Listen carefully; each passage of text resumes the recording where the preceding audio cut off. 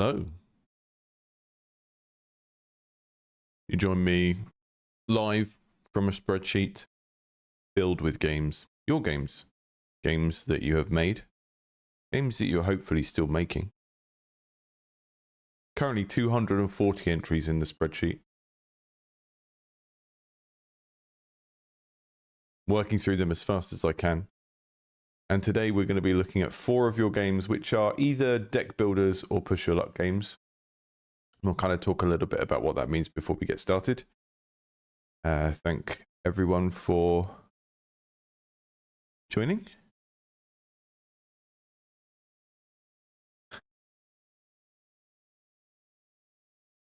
We're going to be looking at a game called Trice-a-Dice, a game called Random Dragons, a game called Dice Card Heroes, and a game called Politiks. All of these are some take on, I mean, we've got, this one's called a deck builder, this one's called a deck builder, this one's called a deck builder, this is a dice builder. And we'll talk a little bit about some genre stuff and some general design stuff before we start, and I also want to go through each of these Steam or itch pages and give my kind of judging a book by its cover first impressions before we play the games, because there are a few things here where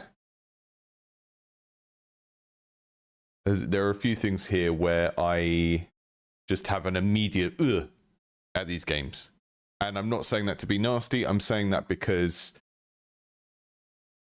I kind of come from a board games background. There are lots of things I like about dice and card games, and there are certain approaches to them that kind of always immediately put me off. So let's talk about that first. And I think one of the things that I really want to flag up first is something that everyone should know in game design is the idea of pre-luck versus post-luck. You can search this, you can find a deeper dive on it. Well, perhaps not ironically, when I search pre-luck, post-luck, one of the first things that comes up is on Board Game Geek. Even though, you know, as we go towards this space where lots of more people are jumping on the digital deck builder bandwagon, lots more people are making video games that involve cards and dice, you would expect to see this come to the fore in video game design. But I think what tends to happen, we talked about this on the stream yesterday when we were playing another deck builder, a push your luck based, kind of blackjack based deck builder, is that the best games in this category tend to come from people that are actually playing and kind of critically analyzing board and card games, rather than just kind of copying Balatro or copying Slay the Spire and not really delving into where those mechanics come from in the first place. So it's kind of unsurprising but slightly depressing that if I look up post-luck, pre-luck, all we get is stuff from board game designers, and there's nothing here from video games. But basically, pre-luck is luck that occurs before the player makes a decision, and post-luck is luck that occurs after the player makes a decision. And when I see some of these games that we're looking at today that have a big theme of dice, I get worried about them being very focused on post-luck, which is the luck that happens after you've decided what to do, right? Now, the thing about these terms or these ideas is there's kind of an established use case for each of them. And if you play board games and tabletop role-playing games, you will maybe understand those use cases better. But post-luck, where you make a decision and then you roll a dice, is good for games where the intention is drama of storytelling, right? So in a Dungeons and Dragons or a similar role-playing game, you decide what your character's going to do, you roll a dice, your stats modify the dice roll, but ultimately the outcome is due to that randomness. And that creates a point of drama, which is kind of fun in a certain context because you're playing a storytelling game. The other time when that kind of randomness is really good is when you want to level the playing field. So, for example, if you have a family game where adults are playing with their kids and the adults have much stronger kind of strategic thinking, you don't want the adults to just whoop the kids' ass every time. So you use luck, that kind of luck, to mitigate the different skill levels of people playing the game, which is quite similar to how things like the balancing in Mario Kart work, for example, like the blue shell. You only get the blue shell when you're not at the front. You use it to nuke the person at the front. That kind of approach is about leveling the playing field so people with different skill levels can play together. Having a game that is very, very random achieves that as well. So it's a good thing to do in things like party games or family games where you don't want the less experienced or the younger players to feel like they're being bullied by people who can play the game better. That said, I think there are lots of cases where if I was playing a single player video game and it was just random things happening to me, I would feel massively disappointed. So I'm going into these 4 games with that, and that's kind of part of my taste, but I also think it's generally part of the taste of like an older strategy-focused, tactics-focused type of player, is that, okay, we're happy to have a little bit of post-randomness, like, you know, I'm playing XCOM and I aim at an enemy and I miss, and the game has told me my miss rates and all of that kind of stuff. It works in certain types of settings, but too much of it can end up with a game that feels meaningless, and you may as well just be sitting there rolling a dice and trying to get a 6. The ultimate, like, all luck no strategy game would be Chutes and Ladders, or we call it Snakes and Ladders in the UK. Really interesting history of Snakes and Ladders. If you find the original versions, it actually comes from India, and it's a game about karma, and it's basically just sort of like a rhetorical way of teaching people that shit happens by playing this game.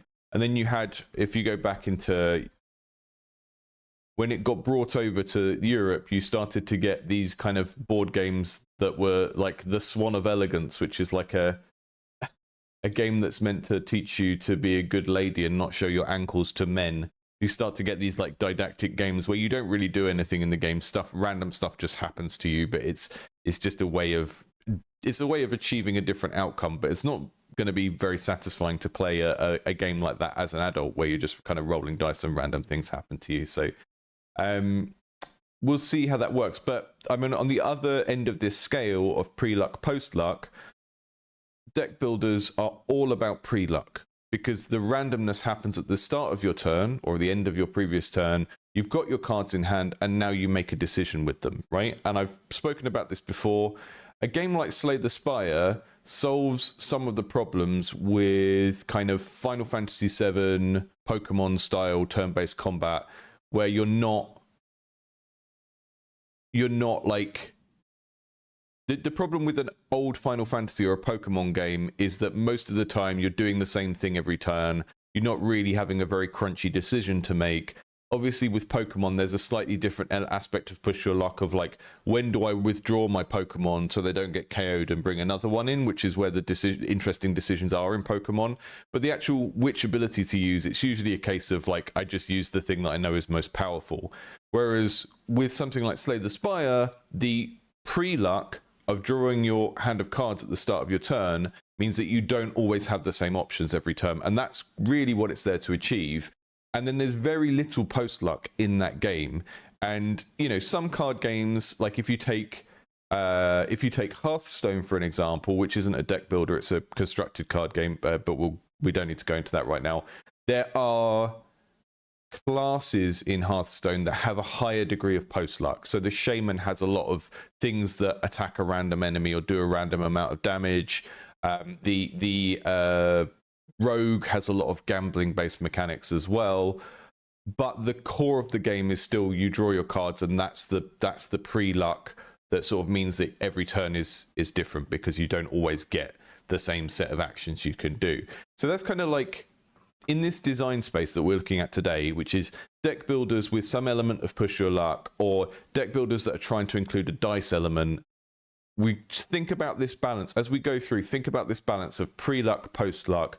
When is randomness being used to give me an interesting set of decisions to make each turn? And when is randomness just a gamble where I decide what to do and then the randomness happens and there's not really much I can do to mitigate it, right? I wouldn't necessarily say that that last situation is quote-unquote bad game design. But I do tend to find that when people haven't played like adult board games, like midweight to heavyweight board games, they tend to come at things like dice and cards with a perception of how those things work from games they played as kids. Right? If someone is just basically, you know, they were a kid, they played Ludo, Snakes and Ladders, Uno, stuff like that, and then they never played any adult board games and card games. They try and make a digital game using cards and dice, and they think that dice are just there to like randomize how much damage you do or something like that. There are so many other things you can do with randomization, and like, you know, we've got stuff like Dice Forge. If you've played this is a game that uses these click together dice, which are very similar to the ones that Lego did on their board games. They did I actually bought a load of these for my design class back at university. I think you can still get these on eBay, these like Lego dice where you can click the sides off, and then you can basically make a deck builder with dice where you can, you know, purchase different components for your dice and stuff. The reason why it works in Dice Forge is you roll them so often. So the luck kind of gets smoothed out over the course of the game. And that's another thing to think about when we think about luck and the games we're going to look at today, is that, and this is like a general math thing, but you need to be aware of it when you make games. The more times you do the same random roll in a game, the more chance it has of averaging out, right? So if I have a D20 dice that ranges from 1 to 20, and we play a game, we play a tabletop role-playing game or something, and you only get to roll it 5 times, obviously, you know, the way that probability really works, you could roll 5 times and get all ones and score really badly and feel really bad, right? But the more times you get to roll the dice during the game or during the session, the less likely it is that you'll get all bad rolls and all good rolls, right? So one of the ways that you can mitigate the effect of randomness and someone just being really lucky or really unlucky during a game is having them roll the dice lots and lots and lots of times. And the bigger the range of potential outcomes of the dice, maybe the more important that becomes.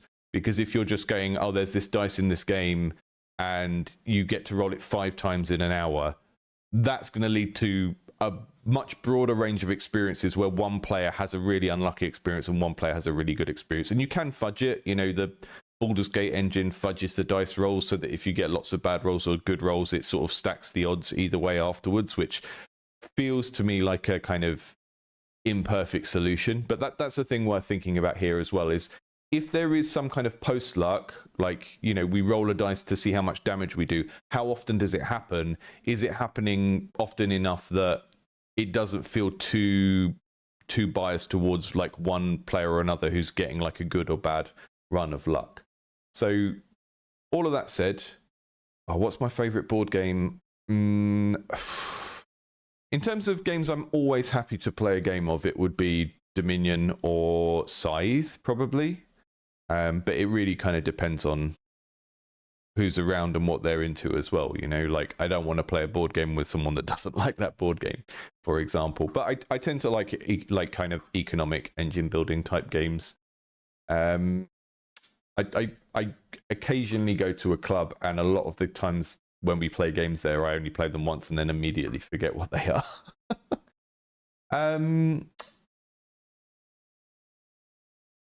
Right, so now that we've had our initial kind of theory ramble about randomness, types of randomness, mitigating randomness, I'm going to just step through the games and give you like a first impression based on what I see on the main page. And I guess you could see this as marketing and like analyzing the Steam page or the itch page for kind of marketing, but I'm also, you know, as someone who likes these mechanics and likes the genre that these mechanics live in, I'm giving you my response as like a fan of that thing.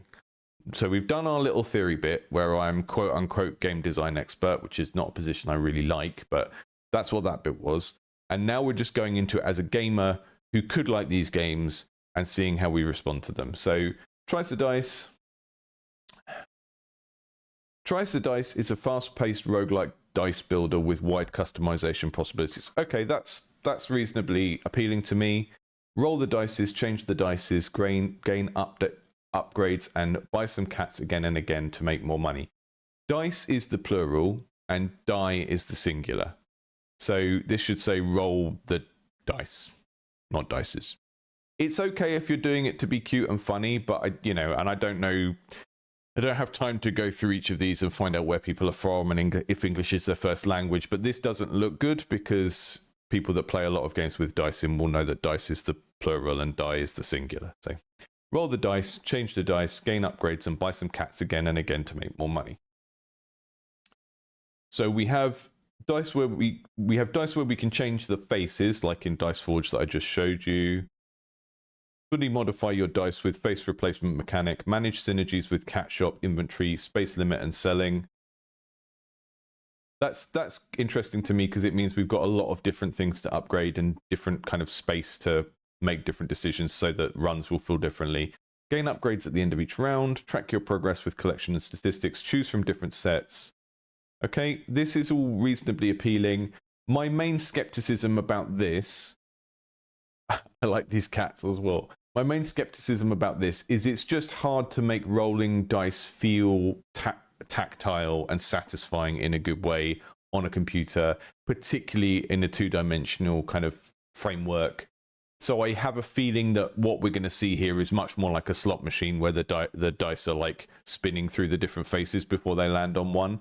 But it's very rare that I play a video game that has dice in where it feels kind of inherently satisfying to roll them. So we'll see what happens with that. I think maybe we're just going to get like a slot machine interface with these. Random Dragons. First off, title. I don't find random to be an appealing word to be in a game title because this immediately puts me in the space of thinking that this is going to be a shoots and ladders, snakes and ladders situation where random stuff is happening to me, and that's not what I go to a game for. I go to the game to think about it and to engage my brain. It's a deck builder where every card is a gamble and you can change the odds. In this roguelike deck builder, every card carries a chance of success. When you play a card, a wheel spins, land on green, and the effect activates. Miss it and the card fails, costing you valuable momentum. So I'm at odds here because I kind of, if I just look at the screen grabs, the screenshots, there's an immediate appeal. I think, oh, this is cute. There's a lot of stuff on the screen. That feels like there might be some depth here because I can see lots of stuff. And that's one of the things that we do when we look at screenshots of a game. We kind of scan them for mechanical depth by looking at the interface and stuff like that. That's why they're so important. And that's why on Steam you show the interface because it tells people about the genre of the game and the decisions they're going to be making. But this is immediately getting my heckles up because, as I said, in a deck builder, I expect the randomness to come from the drawing of the cards that I've built my deck around, not what happens after I play the card, right? So in this case, what we're creating is a situation where the player is subject to the pre-luck randomness of what comes out of my deck, and then also post-luck from playing each card. And those forces might be working against each other because it basically means that you build a really good deck where everything synergizes and then your synergy doesn't pay off because you got a random roll after you played a card that meant that the card just didn't work that time. I don't see what that adds. And we'll see once we're playing it, but that makes me inherently skeptical of, like, again, what does that post-luck achieve? Post-luck, usually, we think of the primary use cases for post-luck in dice-based games is to casualize a game so that anyone can play it because skill doesn't matter, right? To make a game more fit for children or more fit for a family to play together, the Mario Kart Blue Shell kind of effect. Or it's to create drama in a drama-driven game, like that we call them Ameritrash board games, or stuff like D&D, where you're failing forward in a story, your character decides to fall over a wall, they fail the roll, they fall down over the other side of the wall, they still climb the wall, but they hurt themselves. That's the kind of stuff you use post-luck for in tabletop role-playing games. I can't see what it achieves here in terms of making the experience more interesting for a player in a single-player strategic deck builder game. It seems like the sort of thing where, I don't want to rag on this too much before we've played it, but when I see this kind of thing, it feels like it's the sort of thing where the designer has thought that just adding another element to the formula makes it inherently better because you've added something, but you haven't thought of like the impact that has on the player experience and like the decision making that they get to do as a player. Some cards increase the odds of others. That's maybe good. So we've added this extra type of randomness, but we can mitigate it in some way, allowing you to stack temporary chance for 1 round or invest in permanent upgrades that make your deck more dependable over time. See, that's interesting, right? So if we do have a game where there is a higher degree of post-luck, like missing your shots in XCOM or whatever, mechanics that allow you to mitigate that and to like choose a more, maybe like choose between a build that is more reliable versus more swingy with kind of bigger odds of doing more or less damage or whatever it is you're doing in the game. That's maybe interesting. Test your luck with powerful low chance cards or play it safe and gradually shape a deck that shifts probability in your favor. So this bit at least shows me that the designer maybe understands some of the problems that the kind of random roll on playing a card introduces. I still come to this with a degree of skepticism, but we'll see what it's like when we're actually playing it, because it may be that the way it's put together works very, very well. I think from an art perspective, this is quite appealing. Generally, it feels a little bit kiddie, and I think that's more the color palette than the character designs per se. I really like this. Baby dragon with a Glock. It's amazing.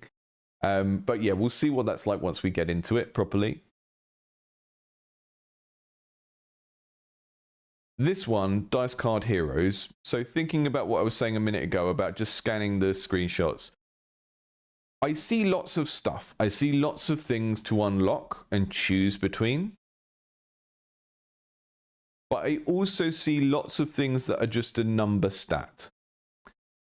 So for me, what I think when I see that, you know, number stat, number stat, number stat, number stat, number stat, number stat, number stat, number stat, number stat, number stat. So when I see that, what I think is that maybe what we are doing in this deck builder is collecting things that just add to a very granular set of stats rather than giving you interesting decisions to make, right? And anyone who was in yesterday's stream, which is unlikely because it was a different time of day, we were talking about how when you unlock things in a deck builder, whether it's just in a single run of your Slay the Spires, your Rogue Books, your Loop Heroes, or over the course of like unlocking stuff in the metagame, you're generally unlocking complexity, right? You're not just unlocking power. So you're not just adding extra attack or extra defense to your deck. You are unlocking cards that allow you to do more things when you're piloting the deck. And those of you who come from a background of playing stuff like Magic the Gathering or Yu-Gi-Oh! Or Pokemon will understand this concept of you've got building your deck or constructing your deck, which is the strategy element of deciding beforehand how you want to play the game, right? That's what strategy is. It's the decisions you make before you start playing. And then you've got piloting the deck, which is what happens in a match. And what happens with like the best digital deck builders is as the game goes on, your deck becomes more powerful, but it also becomes more difficult to pilot because the things you've put into your deck require you to think about how they're played, right? So if you've got a card that, you know, you get halfway through the deck builder, you get a card that says draw 3 cards and discard 2. That's a card that requires you to think. It's not a card that just adds in an additional bit of power. You may have some like that, but generally speaking, you're not just unlocking power for your deck, you're unlocking complexity so that as your deck becomes more powerful, it also becomes more unwieldy to pilot, and that is what makes a really good deck builder most of the time. So there's a lot of things on this one that I see initially, and I think that looks nice. Like, obviously there are some slightly clashing pixel sizes and stuff, which I'm not super strict on myself. Like, it's not something that will make or break a game for me. But the main thing that I feel skeptical of when I look at this one is all of these numerical stats, and I don't see many like things that you unlock that actually introduce a new rule from what I can see here. And that's really what I want to be unlocking in a deck builder as a player, and I think that's generally how most people that like these games feel about it as well. It's not just about incrementally adding more of a stat to a character so that they do more damage or that they take less damage, you know, that kind of thing. So And the reason why I'm focusing on this, like my judging a book by its cover, first reactions, what is the thing that makes me go, ugh, when I look at this, is that when you create a playtest or a demo, and they are slightly different things, but when you show people a game and you're trying to either prove the idea, right, like a playtest or a prototype, you're trying to prove the idea to yourself. Is this idea worth continuing with, right? And that's what all kind of playtesting and prototyping should have as one of the possible outcomes, is that you realize that you don't want to continue with this game. And I think that's the difference between sort of like the kind of slop merchant way of making games that we see very, very popular on YouTube and Reddit. It's just like, ship everything you make, just stick it out there. And what I would call more player-centric game design, which is you only put out things that are actually good and you've proven have an audience. So when you're prototyping, when you're testing a game idea, you need to ultimately have the possibility in mind that this idea might not work and you need to stop doing it. But there are loads of other things you could be proving along the way. Just like, is this appealing? Do people like it? And stuff like that. When you make a demo, which I guess this is, yeah, this is a demo now. You're basically saying, this game is finished.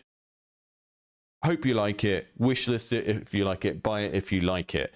And the thing that a demo needs to do, I've talked about this before in a longer video, but the thing a demo really needs to do is preempt these kind of icks that a fan of that genre might have, and then respond to them directly in the demo. Right? So as a fan of deck builders, when I see the phrase roguelike deck builder, I'm looking at the game, I'm going through all of my preferences that I've just stated. Like, I want to gradually unlock complexity. As I get better at this game, I want the options in the game to get weirder and more risky, so that I'm experimenting with different sets of things, and it's not just adding points to a character every time. So that's my taste, but I would say that's also representative of a large kind of the core of the fans of this genre. So when I see a game and I have an initial response to it like that, I'm then hoping that the demo will respond to that directly, right? And that's ultimately what a demo needs to do. When you make a demo, you need to have a level of awareness of what fans of that genre like. And if your game does something different, or if your game doesn't seem to align with that, you need to make sure that the demo kind of proves why the game belongs in that genre, right? And we'll see if that works here. And let me see if I've got the dragons, the Steam. I haven't played anything from Random Dragons yet. Let me just see if I've downloaded the Steam version. I might have it here. Yeah, I think I already downloaded it. So I just saw the dev was in the chat, so I'm making sure I've got the most up-to-date versions. Let's install the demo. And then we'll look at the last game. I don't normally do this big, long preamble, but I just wanted to make sure that we'd gone through and sort of got some first impressions before we play the games. Because I do sometimes, when it's a genre that I personally really like, I tend to look at the pages and then I have an instant response of like whether I think that person is quote unquote doing that genre right. And that, again, this isn't me being like game design expert person. This is just me being a super fan of particular types of games. And that's who your demos and your kind of early outreach stuff needs to appeal to. Is like, how does this appeal to the core of this genre fandom? Right, I'm just trying to install the demo there in the background. And then the last one we're going to look at is Politiks, which is a political themed deck builder. We had a discussion yesterday about satire in games and how hard it is to do. Because you need to be a genuinely good satirist as well as a game designer.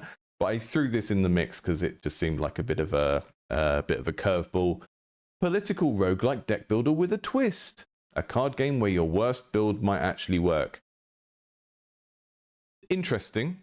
I hate the phrase with a twist. I think anyone involved in marketing who uses the phrase with a twist should have their keyboard taken away from them. It's just like, tell me what the twist is, right? And I think, hang on, sorry, one of the games is randomly opening. There we go. We don't want that right now. I find this premise very interesting, that a card game where your worst build might actually work. We'll see what that means as we kind of play it. So I'm going to jump over to Random Dragons first, because the dev is in the chat. I've just seen them there. Random Dragons, then we'll do Trice-a-Dice, then we'll do Dice Card Heroes, then we'll do Politiks. So we'll do them in that order. So I'm going to jump into Random Dragons first, because I think that's just downloaded. Like I said, not super excited by the word random being in the title of the game, because to me that just makes me think this is going to be a post-luck game where random stuff happens to me and I'm not really doing anything interesting.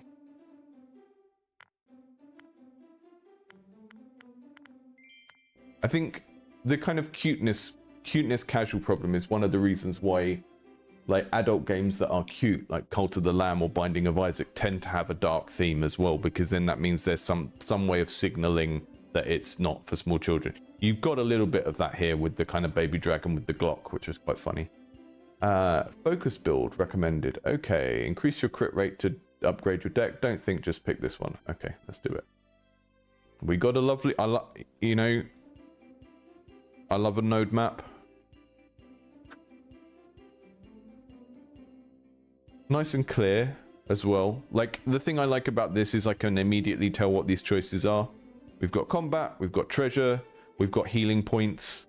Feels like there's not really any...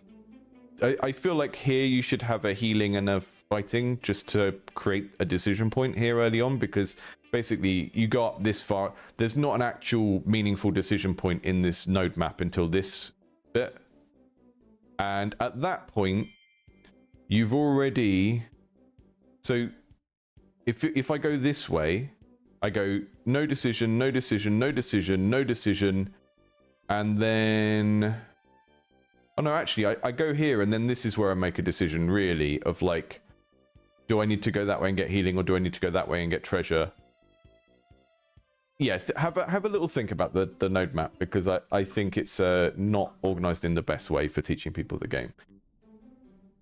Just turning my audio a bit. The card effect is played when you played the card. The probability of critting a card is determined by crit rate on your card. Crit rate 70, so is this a percentage maybe? Yeah, looks like it. Lots and lots of all caps, lots of full sentences in all caps. Not great for accessibility. Okay to use all caps for like buttons or headings where it's one word at a time, but it just means all the letters are the same shape and size, and that makes it difficult to read for people. If you crit a card, the effect will be played X times X equals mult. If you miss, the card effect will be played one time only. Okay, so that's kind of nice. That already deals with some of my issues with the post luck. The cards always hit, they just have a chance to crit. So that feels better than, you know, you're drawing cards, you can play a certain amount of them, and some of them just do nothing. That would really, really suck. You can change the card's position and keep them wherever you want.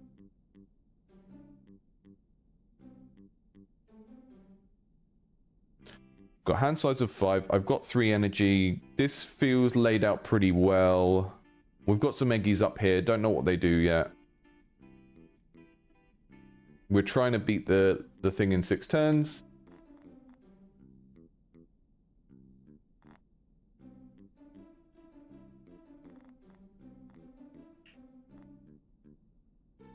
He's just woke up, so he's not doing an attack this time. He's doing 0 damage.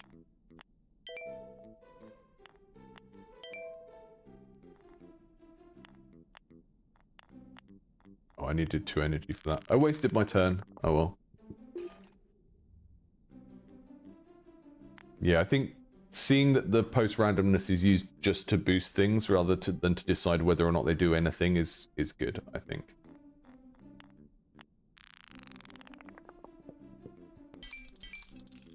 But I would try and make that clear as well, because my impression from reading the description of the game was that the randomness was going to basically just stop some cards from functioning, which is, again, that thing you don't want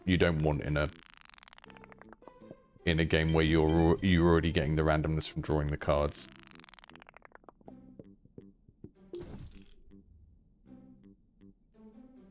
Fire in hand. Do 4 damage for each fire type card in hand. So that gives us a synergy we can start building towards. That's a fire type card. Let's start building for that. We're going to go up this way so that we have an earlier chance to get healing if we need to. He's just cool. I have a gun. So yeah, one of the things you'll notice on if you have a flavor text like that, I have a gun, he's just cool. He's just cool. Do something with the text style that indicates that that is flavor text.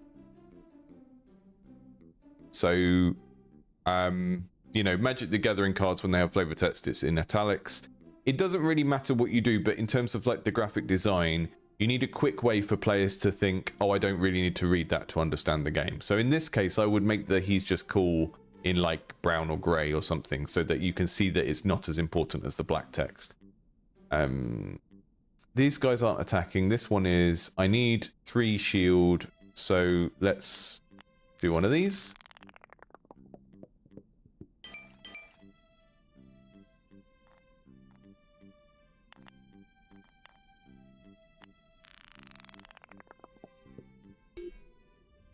Yeah, I mean, I wouldn't take my impressions on things as a thing to like totally rename your game, but I do think that random is a word with kind of possible negative connotations for a lot of players.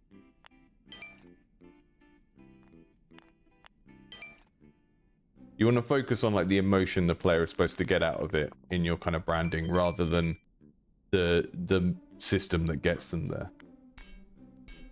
You know, what is randomness supposed to produce? Oh, it's supposed to produce something that is like thrilling in some way. So you make the title and the branding about that rather than the word random, which has like a, you know, it could be perceived either way.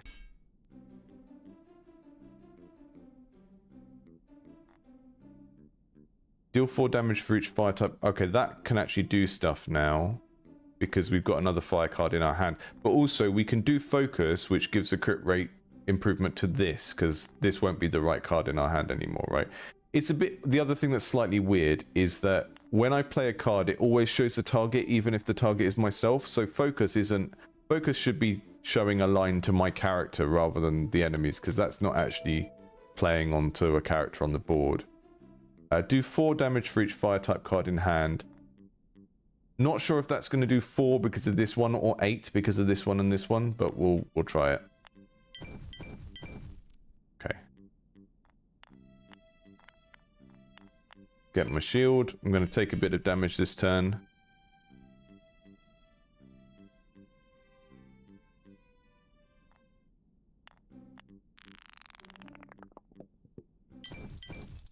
Nice. Yeah, the wheel is really nicely done. It's got a nice kind of feel of anticipation to it, without it being too slow. As someone already said, it's a good balance.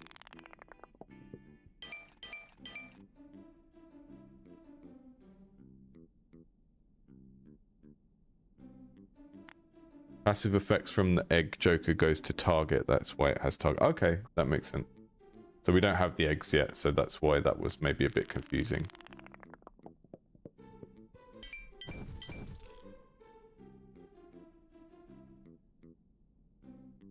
We're going to keep stacking fire cards for now.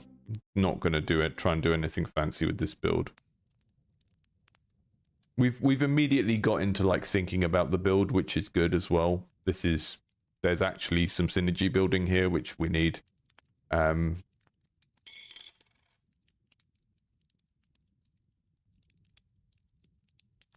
Destroy a card. We can thin our deck as well. I'm going to get rid of Golden Claw because it's not a fire.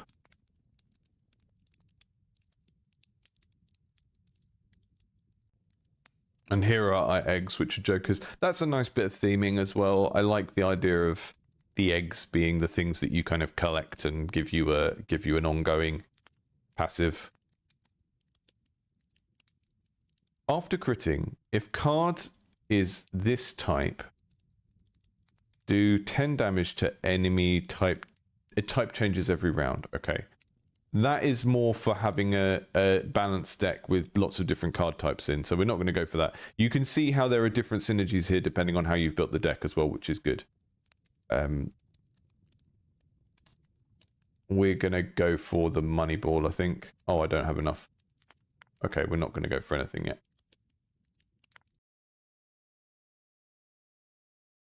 It's a good sign that you can kind of immediately start thinking about the deck composition as well.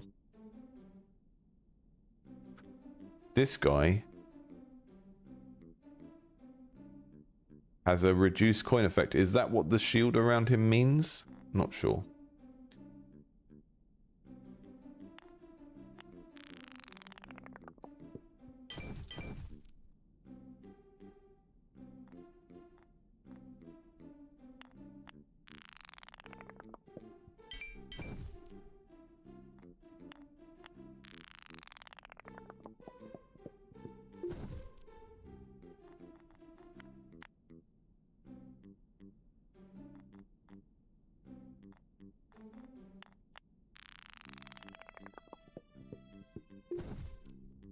I've got a miss streak.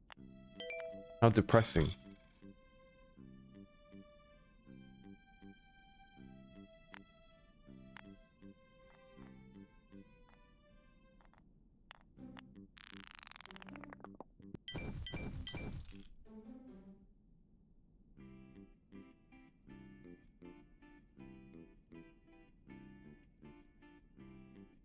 A nature card that gives you 1 extra energy. That feels pretty good. Looks like you can multiply that as well. I like that the mult... I mean, I haven't seen that in action yet, but it seems like the mult affects the kind of non-attack cards, which could lead to some really interesting turns, because that one could give us like 2 energy from basically nothing. Take 1 mult to rightmost card in hand, works only after critting. That sounds a bit fiddly. I'm not going for that. Fire amplifier, we don't have enough money for it. Okay. So far, pretty good. We've had a few combats where the friction felt very low because the enemies never attacked. So it doesn't feel like I'm taking sufficient chip damage early on in the game. So a little bit skeptical of the balancing there. But so far, pretty impressed with most things. I think as soon as you're going into like a full sentence of text, though, you need a more legible text. I would think about all of the typography in this game, and just like, I don't know, read some articles about typography, legibility, dyslexia awareness, stuff like that. The reason I say dyslexia awareness is that the guidelines for making typography work for dyslexic people is basically the same for making it legible for anyone who is reading very quickly or has a low reading age. So the stuff that makes typography better for dyslexic users is the stuff that makes the game legible for everyone, really. I don't always obey the rules. I will use silly fonts and stuff in games for stylistic reasons, but I think when you've got a game like a card-driven game where people really need to read that and understand it, you know, it's not like a tutorial and then a first-person shooter where you can kind of ignore it and then just work the game out yourself. This is cards that literally tell us what they do. Really, really important for those full sentences not to be in all caps, because it's just gonna make it really slow for people to interpret the rules. And I know it's not the same for everyone. I've definitely spoken to dyslexic people where they said they found all caps easier to read, which is not what the guidelines say. So sometimes the guidelines are going to not match up with people's lived experience, which, you know, is a thing. But I would always watch out for that if you're making a game where players have to read a lot in order to even play the game. Do 4 damage for each fire type in hand. I've got 2 fire cards, so we're playing that one. And then we'll finish on deep cut, and hopefully we'll get a crit on that. That's... oh no, we don't have enough energy for that. Does that upgrade that for the rest of this combat? Does that go... does that... yeah, I'm not sure how that focus works in terms of when it stops working. And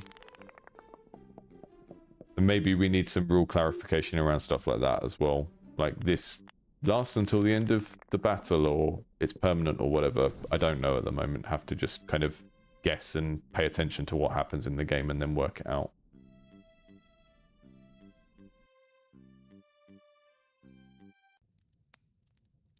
Yeah, that's the problem. Sometimes you pick a font that does only have capital letters, and then you've got this kind of issue. Do 15 damage to a random enemy. Let's see if we can get an egg first. At end of bonus damage at end of card play, do 5 damage. Just always get a bonus bit of damage at the end of the round. I'll go for that. That's fine.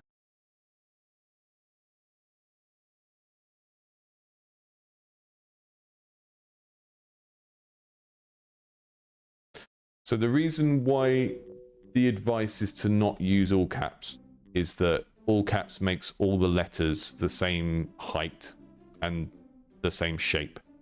And when people are trying to read something and they have a different reading, you know, they have like problems with reading, or they're just trying to read things quickly, having letters that are all the same shape makes the words merge into one thing, and you can't skim read as easily.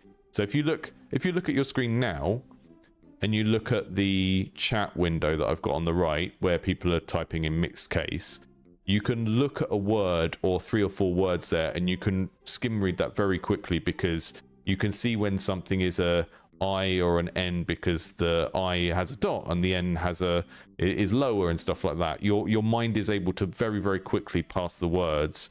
Whereas if you look at the text under the shock dragon, your eyes and your mind slow down, because the letters are all squares, right? They're all rectangles that end in this, all have corners in the same places and stuff like that. That's the kind of issue with that kind of legibility. It's fine with one word at a time when it's a button or a title.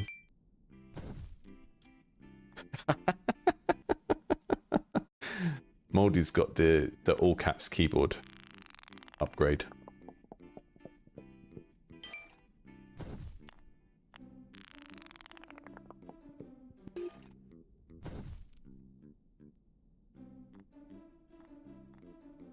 But from a kind of, from the actual kind of game design perspective and the what's going on in terms of the decision making, I'm enjoying what's here. It feels like a nice middle ground between the kind of, you know, very Balatro casino-y multipliers and randomness style of doing things, and the kind of Slay the Spire, more kind of fantasy dungeon crawl thing. It feels like a very nice middle ground between those things.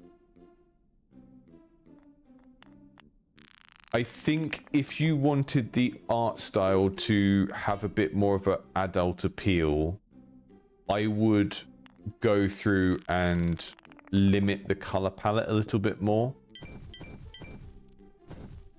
Because I think it's okay for the dragons to be cute and for the dragons to be cute colors. But if you do like cute colored dragons that really stand out, and you make this background a little bit more dark and gritty, I think it will be a bit clearer that it's not a small kids game then. And you don't want people to be put off of your game by thinking that it's a small kids game. It's okay to make an adults game that is appropriate for small kids to play, but if you make your game seem like small kids are the primary audience, then adults aren't going to play it. And that's a problem, because that's a bigger audience, and like you can't really make Steam games that are primarily aimed at children, because most kids aged between like, I don't know, 7 and 16 are captured by Fortnite or Roblox, and not the audience for small-scale indie games at all. So when people say, oh, don't make your game look childish, that's the reason. And it's not necessarily that it's a problem or it's not cool or whatever. It's just that if adult gamers see your game and think it's too young for them, then they won't buy it, and that's who your primary audience should be. But you can keep basically everything about this game looking the same in terms of the character designs. And if you just kind of just try and make the color palette feel a little bit more, I don't know how to say this without being offensive, but stylish is probably the word I'm looking for. You know, again, if you look at Cult of the Lamb, it has, let me see if I can, let's just have a quick. You can take cute graphics and you can make them feel very, very stylish by being more deliberate in your color choices. Right, so Cult of the Lamb is so black and red. Okay, we've got some green here for the grass, but one of the things you can notice about this is that the green isn't very bold. So we have a kind of pastel faded color grass that looks a bit depressing, but it also makes the characters pop on top. And then we have all this evil looking black and red, right? So Cult of the Lamb, example of a cute game that signals that it's for adults. Eugenics, cute game, signals that it's for adults by having slightly grittier colors. Don't Starve, cute game, hand-drawn, signals that it is for adults by the color palette. And maybe, I don't know, Crashlands is a bit more colorful, cutesy game. But even here, there's something here to suggest that it's a bit darker. I guess in Crashlands, it is that the grass is all scorched and yeah. So as soon as we go into there's a problem with this like bright green grass, I would say, that makes it look like children's fantasy rather than adults fantasy. And I think you could get a lot of mileage in terms of like widening out the audience for it or making it appeal to more people by just focusing on making the background look a little bit scarier. And then your dragons can still be cute and colorful and pop on the background, and if anything, they'll just pop more. If this was all a little bit brown, grey, grimdark, these guys would stand out a lot more. All the interface would stand out a lot more.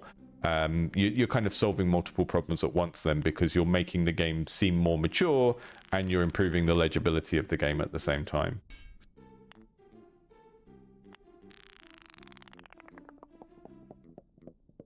Yeah, I'm not saying to make the whole game grimdark, but I'm saying if you use the cute characters on a grimdark background, then it will kind of achieve multiple things. And it's really not, it's like changing this art asset. Really, just changing the colors in this background animation. The red dragon protagonist does look a bit like a baby. These just need to be shades. Fine.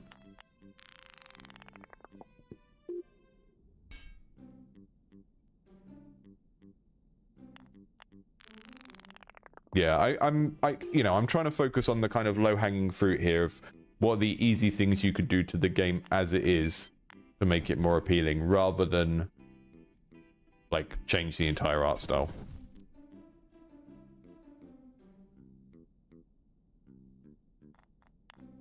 And yeah, I am simplifying because I'm focusing on things that are easy to do with the game in its current state, rather than go away for 6 months and redesign all of the characters, which would be like, you know, maybe worth doing, but it's not really helpful advice at this stage when someone has made so much of their game.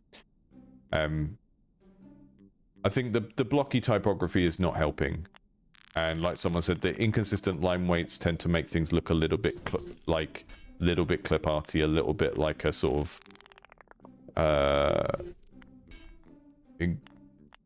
of third-party game made for Paw Patrol or something like that. That kind of vibe. Add some blood. It doesn't need blood, you know. Like I don't think Cult of the Lamb has blood. And if anything, like adding really excessive edgy stuff tends to make things feel like they're aimed at like 14, 15-year-old kind of Newgrounds kind of audience as well, which is fine, but you don't necessarily want something to feel puerile either.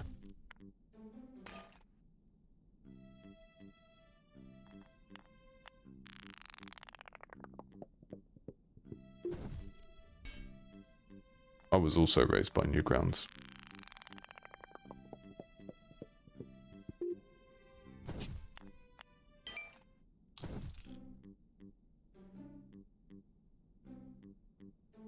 We're going to have to move on to the next game. I think the most important thing here is that I'm having fun with it. I like the synergy. I like the deck building part is fun. The way that the luck mechanic works is well implemented. I would try and make sure that the marketing clearly explains that you are rolling for crits, not for successes or fails.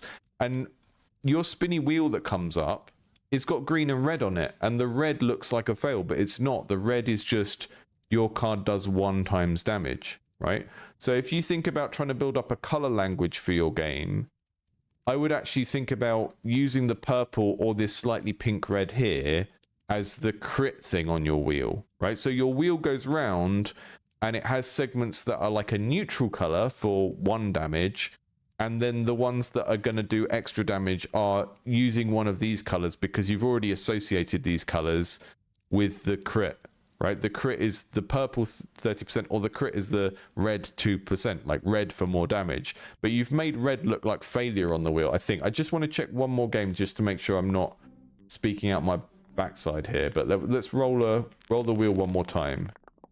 Yeah, you've made red the failure color here.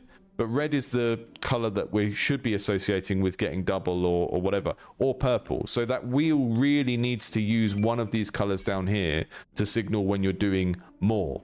But at the moment, it uses a pinky red close to this color to suggest that you haven't rolled that thing. So I would have a little think about the way that the color language is working in this game across the board as well, because some of that is kind of confusing.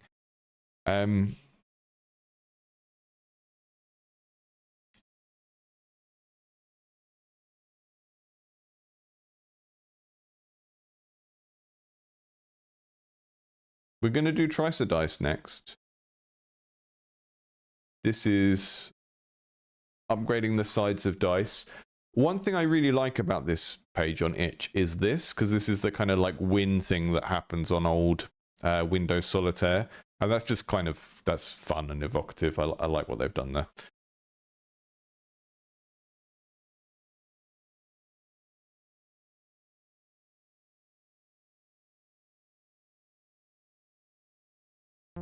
Honestly, I would, so with the Random Dragons game, I would take a screenshot of the game, put it into Photoshop or GIMP or whatever you've got, make loads of copies of it, and just very roughly cut out all of the elements in the scene and change the color of them. Like, don't do it so it looks nice, just do it so that you can think about the color language in that game. Because I think it just has too many different colors in. The colors are too vibrant in the background for it to look like a game for adults. And then the colors in the interface don't feel very well thought through in terms of what they mean in terms of gameplay. Because you've got the purple and red there that mean a particular thing. And you just need to make sure that meaning flows through to every other part of the interface that is related to the same mechanics.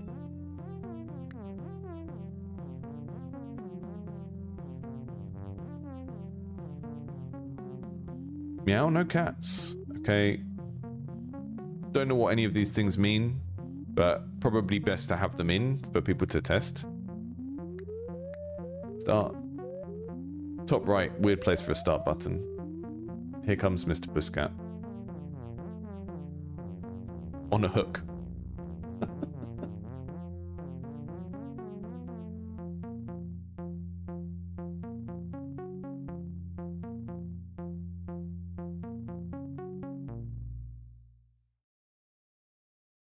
Oh, hi. One of you again. Well, let's start. Game is simple. Press a button, roll your dices. Roll your dices, get your money. You can buy some cats with cat money. They will help you get more money every roll. After a roll, you'll be offered 3 new dice face that you can slap on your dice instead of some old one. They will allow you to get even more money. Okay? After a set amount of rolls, round, yeah. Can't.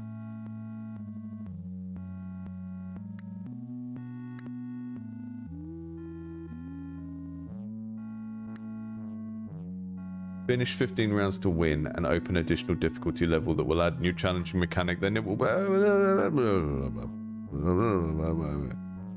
I get it. I know how it works. Roll, replace, get upgrades, buy some cats until you win. And you have to have enough money to go into the next round. So there's some kind of staking mechanic. We'll see how intuitive it is as we play. It's all well to like explain everything up front, but each stage of the game, how clearly does it communicate what you can or should do next? That's gonna be important.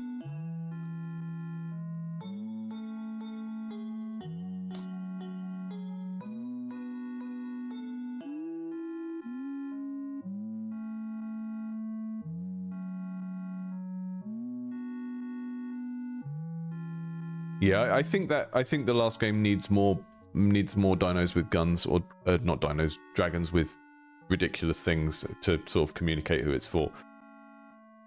Tone down the color vibrancy, make the background look a bit grittier, scarier, give more of the dragons silly things, make the main dragon look a little bit less babyish. Give them shades or something, I don't know, instead of glasses.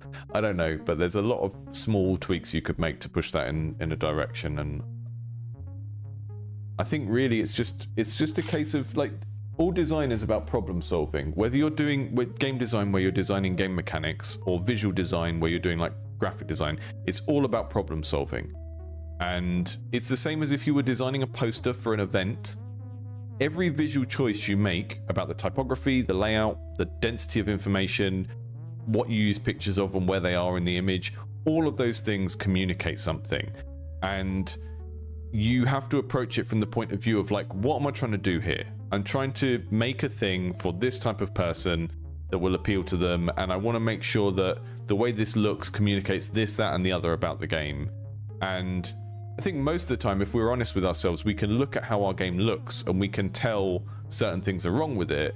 It's really just having that problem-solving kind of mindset about the presentation of the game, which I think a lot of us, when a lot of people who watch this channel are solo developers who are first and foremost sort of technical hobbyists, or people who've come from software development backgrounds into making games, and you sort of know that art isn't your strong set, so you just kind of do what you can, but you do have to review it and think, is this art going to work for who this game is for? You know, and if your art looks babyish and the game is a game for adults, then you've got a problem.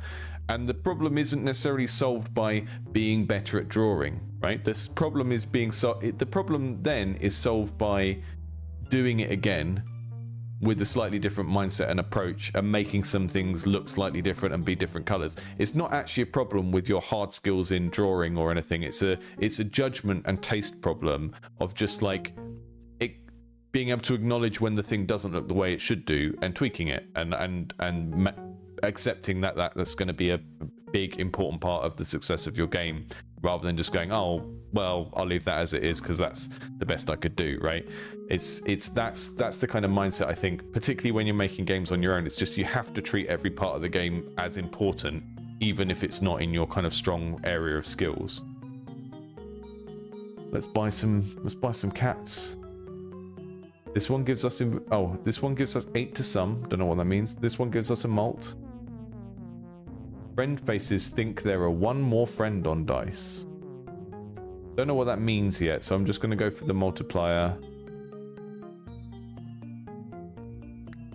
And that one.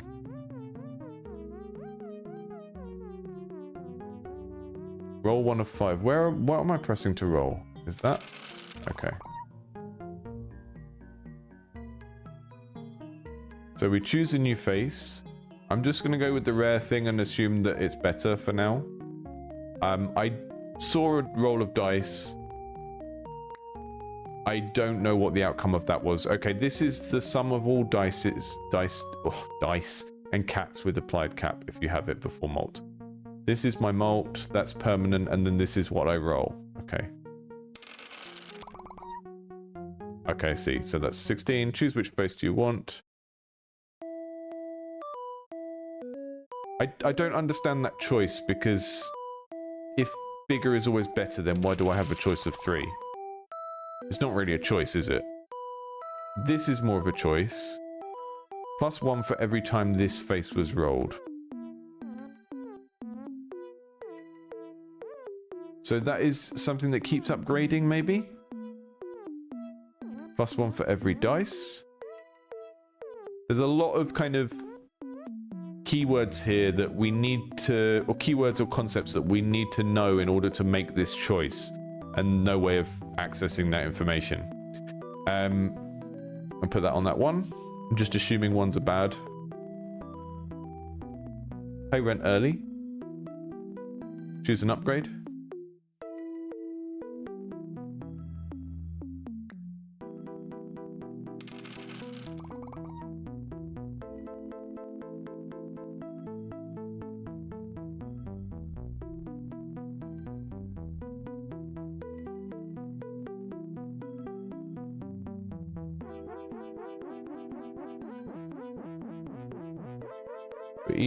Free for each friendly face on the same dice.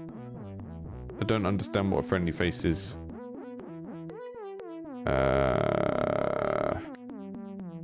We're just really overloaded with keywords at the start of the game and don't know what they mean. Which is kind of that complexity ramping thing I was talking about at the start, where you want to start off with simple things that are easy to digest and then start to introduce things that add these extra keywords and stuff. There's a lot of keywords that I just don't have any way of knowing what they would mean at the start of the game.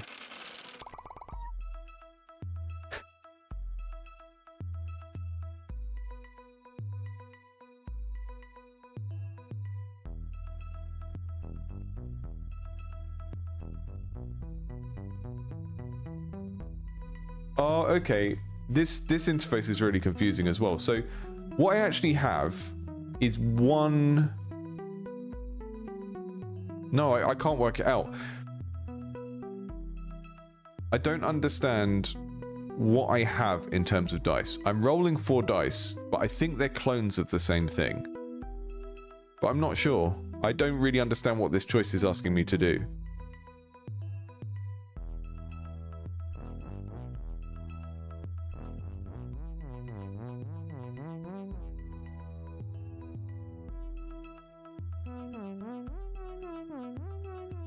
It's giving me the choice of replacing a 6 with this, a 6, a 6, a 6, a 6, or a 5. But where are these faces currently? That's the thing I'm struggling with. So I'm going to replace the 5. I go to inventory. Okay. Okay, here it is. Dice 1.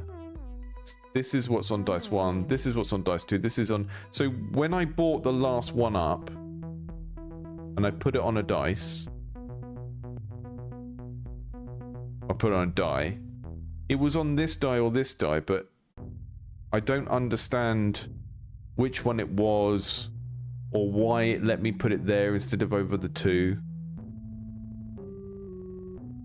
So this is the problem with trying to take the physicality of a 3D object and put it into this without adequately explaining it. And I think we've got sorry, I can't remember the dev's name. In our Discord, one of our patron backers is making like a dice builder based on Farkle, where you need to get certain sets of dice and then you hold them or re-roll them and stuff like that. And I know they've been through a lot of iterations of like, how do you show the dice so that people can see all the sides of it and stuff like that. And this is really confusing because this, I look at the inventory, I can see a 1 up there that I put on die 2. I can see a 1 up there that I put on die 3. I have no sense of why, when I picked where to put that 1 up, why it went on one dice and not the other, right? Gentlemen, they're here. So there's a few problems here. One is that we're getting loads of keywords and concepts thrown at us that aren't explained in situ, so we can't learn them. And then also we're picking a face of a dice. I don't know what friendly face means. I think that just means all of the face on the dice should try and have that handshake, the epic handshake. I pick that, and then it says, which face do you want to replace? Like, okay. That's what it is. Dice 4, face 1. Dice 2, face 6. Dice 4, face 5. Dice 2, face... So it's giving me a random selection of faces from different die that I can choose. Now, the problem with this as well is if I want to synergize with the friendly keyword, I need to get the friendly all on the same dice. But there's no way for me to go and look at that for reference when I'm making this decision, right? So I'm going to put it here. I'm going to replace this 1 on dice 4. And now we need to remember that the friendly dice is dice 4. So whenever we get the friendly keyword, we want to attach it to dice 4 in future. But I don't think that's a reasonable thing to expect people to actively remember, right? We're turning it into a memory game.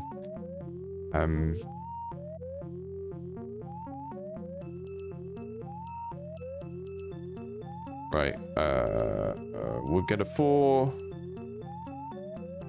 Put it there. No, we don't want to. We'll put it on dice 1. Sure, whatever. 1 roll 1 dice times 9.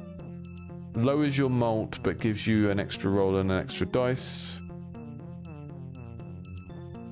Extra roll, so we get 6 rolls per round now.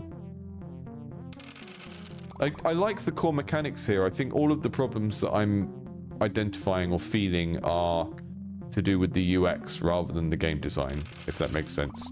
I think the core concept of how the game works is quite strong.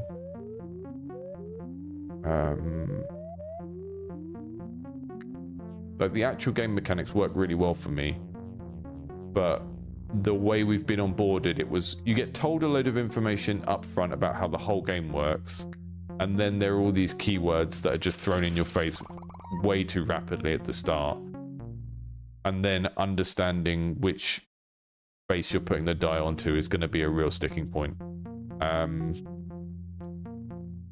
Let's put that on dice 2.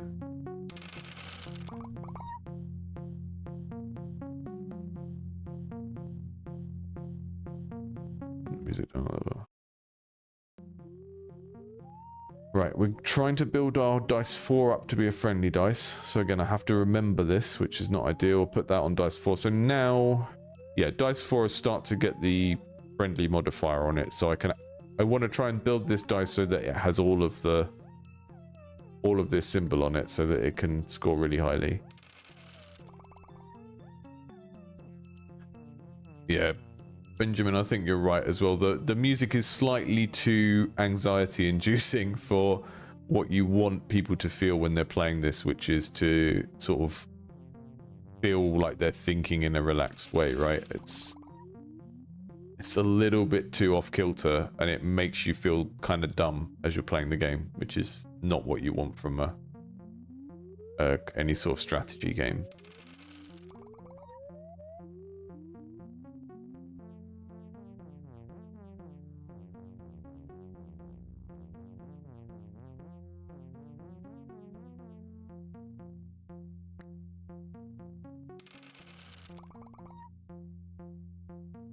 Okay, I got defeated. I'm not gonna play that one through again because I feel like we identified all the sticking points with it straight off the bat. I think people raised a very relevant issue with the music there, where it's like it just kind of makes you feel a bit weird, which is I don't know, music composition for like strategy and puzzle games. You want the player to feel like they're doing something important, and but you also don't want to get in the way of their thinking, which is why strategy games often have quite relaxed ambient music. Even if it's like a combat-driven strategy game, it will be like lots of like skittering, like almost like a game show build-up music. There's something quite disturbing about that music, and it makes you feel stupid while you're trying to work out the rules, which is not the effect you want. Core game mechanics there worked quite well once you knew what you were doing.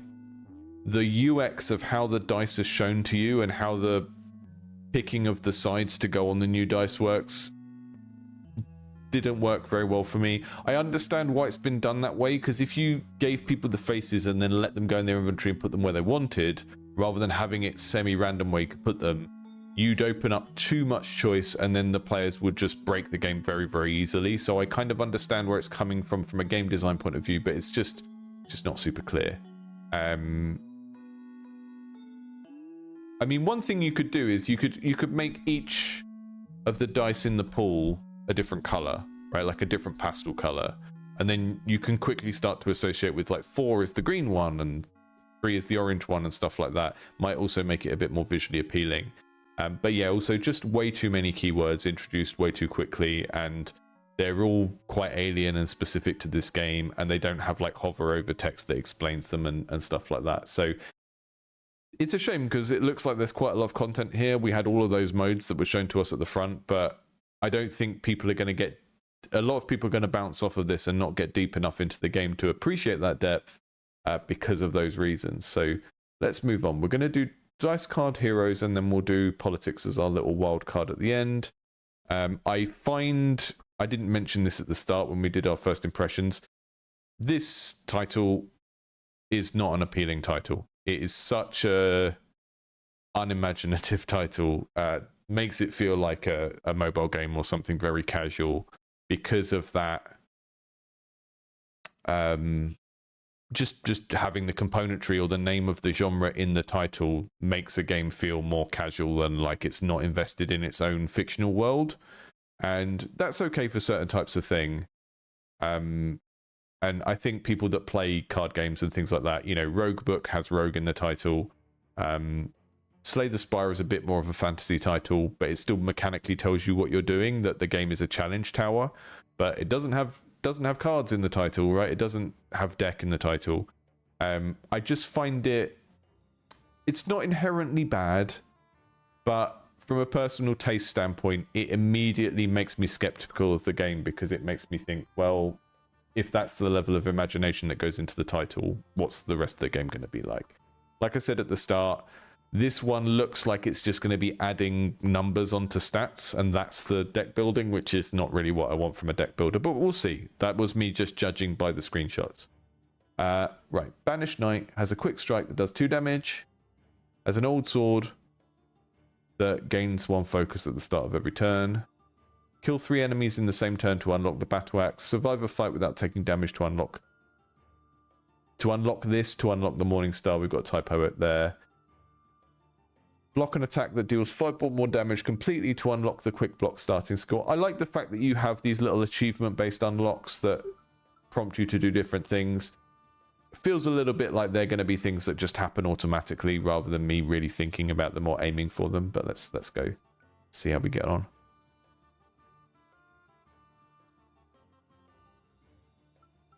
Ancient Forest. Very quiet audio on this one.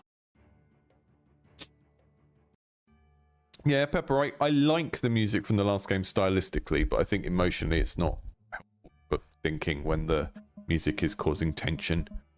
You're trying to learn how to do something.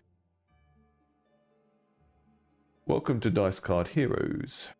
This is the map where you choose your next encounter. Your goal is to find the boss who guards the way down. After completing an encounter, you will reveal adjacent encounters. To clear the map, you will need to manage your health carefully. Try to select the first combat encounter. Yeah, games with components. It's the same as when a game has like pixel in the title. It's like pixel art is not part of the appeal of a game. I don't think. It's not usually. There are types of pixel art that people like, some that they don't. This feels like the type of pixel art where the dev was like, I will use this art style because it's what I can do, which is totally fine. Other times you get like beautiful mid-90s SNES pixel art where the appeal is this kind of retro authenticity of a particular type of pixel art, but pixel is never actually the appeal. So like pixel in the title is another example of one of those things of like people don't play a game just because it's got cards or dice in it, right? Just like they don't play a game just because it's pixel art. So it feels like a weird thing to use as your figurehead for your game, you know? In combat, you draw 5 dice every time. Play them all before ending your turn. Reroll your dice with the button on the card. Rerolling costs luck, which replenishes every turn.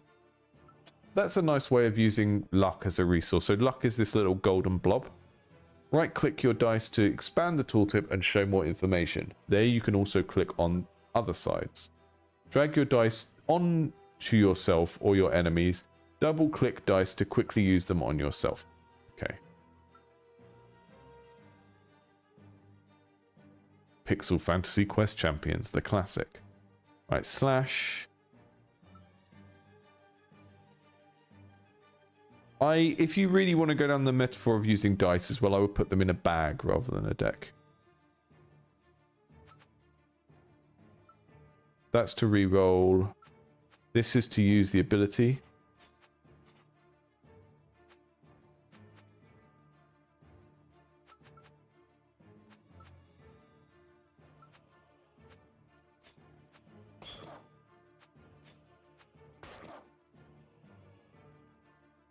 Our focus is our energy. That's this little thing. So I need to block.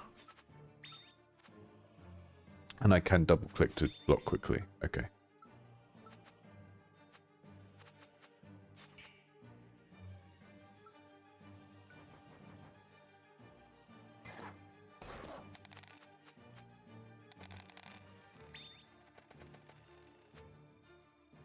Your weapon grants you a powerful ability you should keep in mind.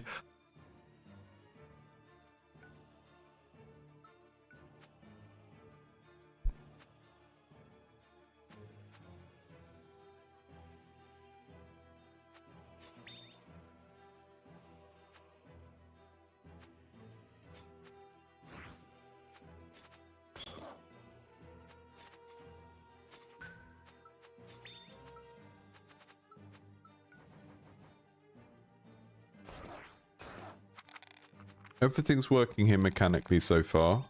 It feels like it's doing that thing I talked about at the start where I was saying that, you know, these kind of turn-based combat systems that don't have any positioning or anything like that, the Pokemon, the Final Fantasy VII, they need some way of changing your options every turn, and this mechanic, or this system is achieving that, right? We've got a different set of things to pick from each turn. It's sort of, it feels like the way that the game is balanced is to basically ensure that at the start of the game I just have way more blocking opportunity than dealing damage, which is making it feel a little bit sluggish to get through this first set of enemies. So we're going to re-roll a couple of things. Re-roll these 2 attacks. There we go.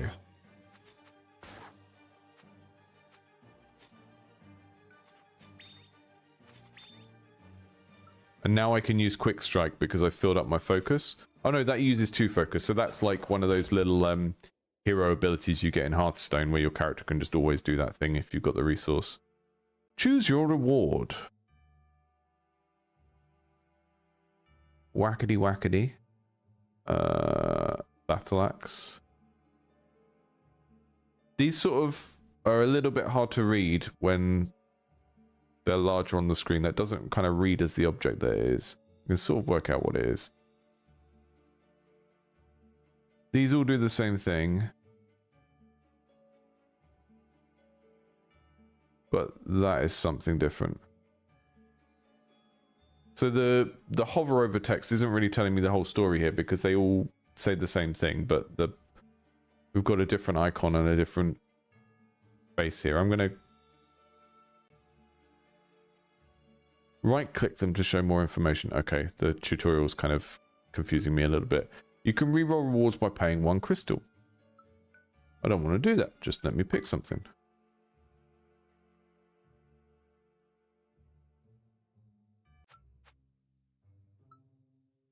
Gain a common dice card.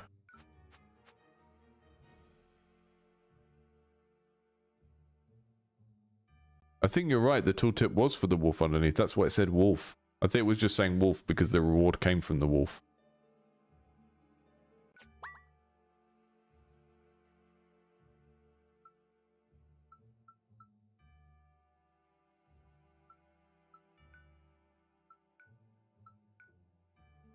So this is what we've got in our deck now. So each of these is basically a card that has a little dice on it, and you can see the faces on the dice there. It feels like it might be too many different types of randomness. Like, I think if I was doing this, I would prefer that when you got a new card, you got rid of one of the others. I think the way it's going to work is every turn we get a random set of our things and then the dice as well. Yeah, there it is. But we are doing pre-luck, right? So although we're drawing the cards and then also rolling a dice, the dice aren't rolled after we make an attack. So we already know what they're going to do, which I personally think is good.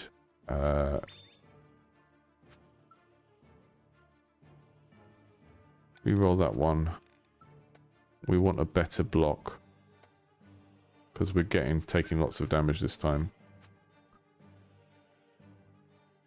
Where do I see my shield that I've added? Yeah, that's a little bit of a problem, is I can't actually see how much I've blocked. I've been adding block, but doesn't seem to be a number. Oh, there it is. The reason this is confusing is because this is this color, and here it's silver. You're kind of ruining the association between this and this by having the shield look like it's made out of wood instead of making it look like this icon. All visual language stuff again.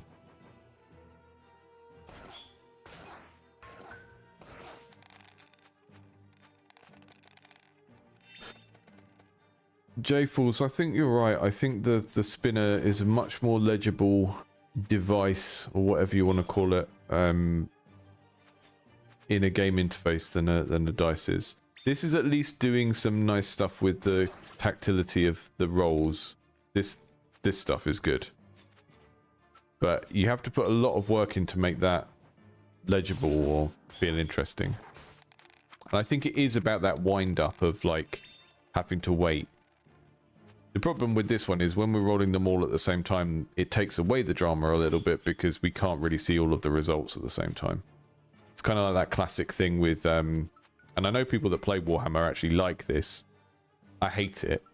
But with tabletop, with war games, you roll so many dice at the same time, and then you have that moment where it's like, oh, all the dice have landed, now I have to do a load of maths. You know, whereas at least with like Dungeons and Dragons, it's you roll one dice, you immediately, as it hits the table, you know what the result is because you sort of pre-worked it out in your head. Whereas when you're rolling lots of dice, it's the moment when they land isn't the moment when you know the outcome because you have to do your quick maths.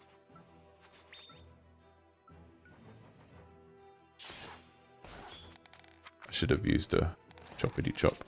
Keep forgetting about my choppity chop. This is working for me mechanically though. I don't like, I think these pixel art things on the cards are not super legible as what they are. I think that's supposed to be a fist.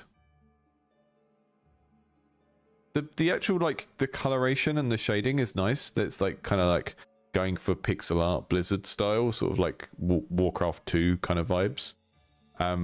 But the images are just a little bit big and unclear in what they're showing. Evasive maneuver. Let's go for that, just for something different. We'll heal some health. Nice little decisions on the grid.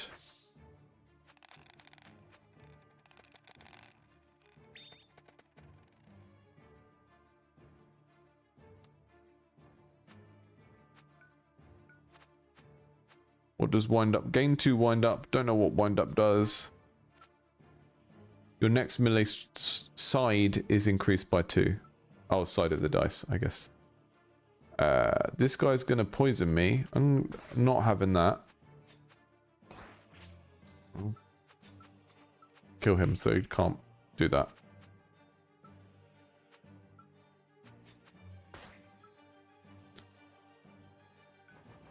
Going to take quite a lot of damage. We're going to take 4 damage this turn.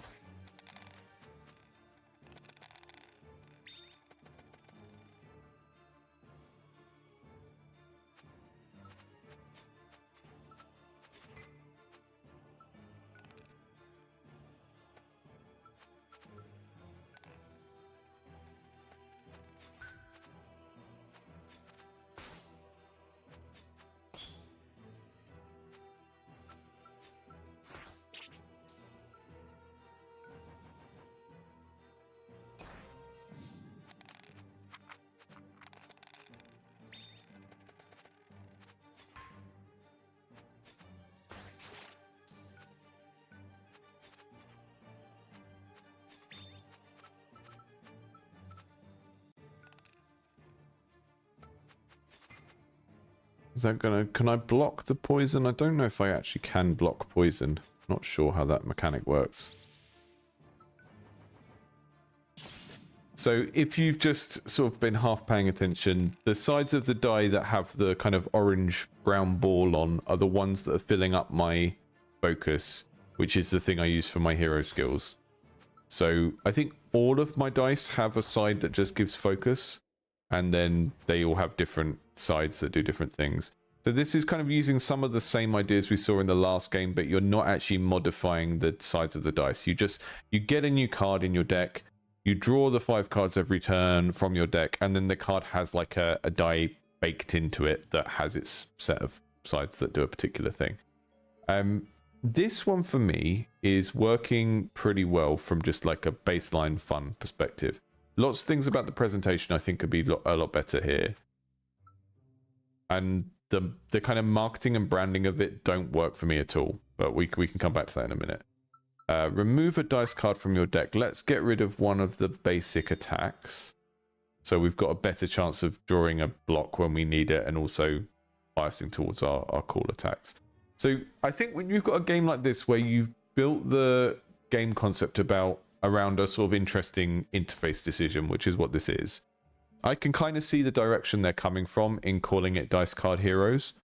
But I don't think a dice card is an inherently appealing idea, because until you're playing with it, you don't really see what it means. And Like I came to it with that skepticism of thinking that because you've put dice in the title of your game, it's going to be a game about post luck, and it's not. It's a game about pre luck, which means there is a lot more strategy here than you might initially think when you see this quite sort of casual mobile looking capsule art style and the title of the game.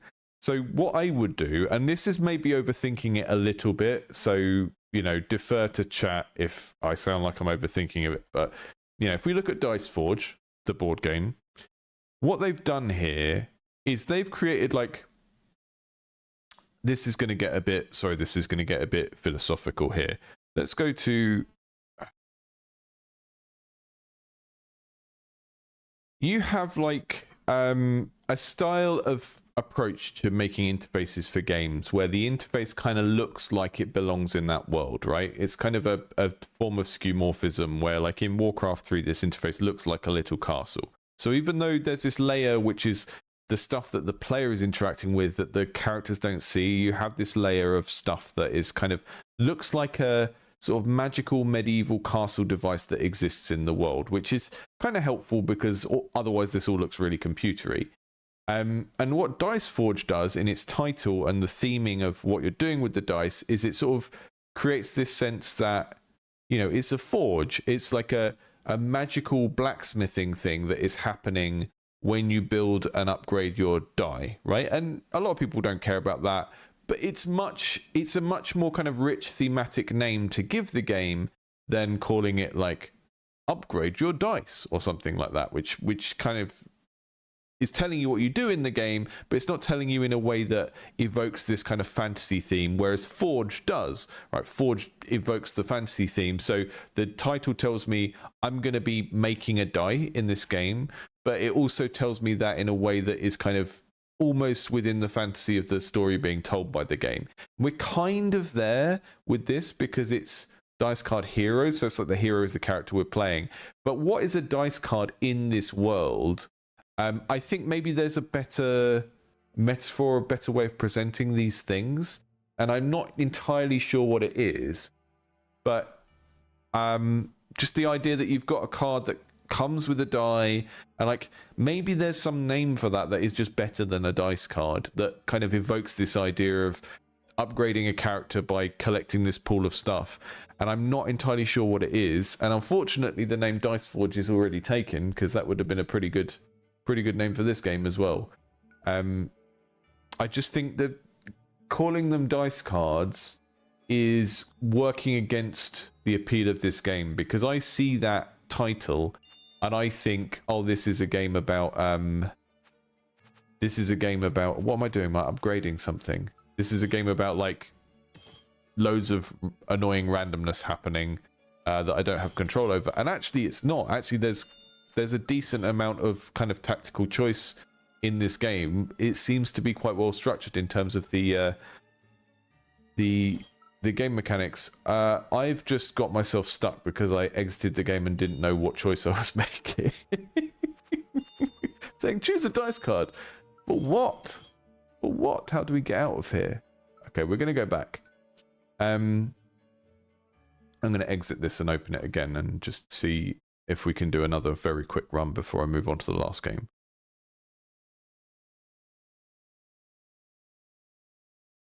Chris in the chat said that the enemies dodging feels like it messes with the game. Yeah, I'm not sure what the enemies dodging adds. I think we've come to expect from digital deck builders as a genre that the thing that your card says will happen, and again, it's about that chain of the player makes a decision, how much randomization happens before the decision and how much randomization happens after the decision, and the enemy's dodging is another bit of randomization after the decision.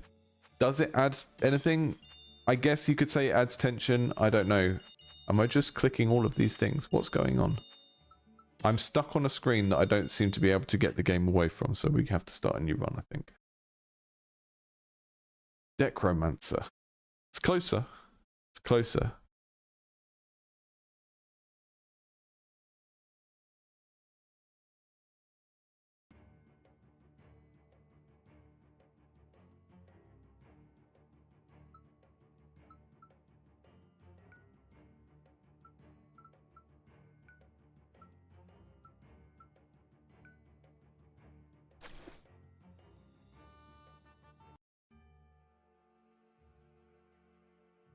Yeah, I mean, the font is too rounded. One of the problems is that when you try and go all pixel art, is that trying to get a font that is a pixel art font that looks right with the weight of pixels. I mean, this is all inconsistent anyway. This is way thicker line than this.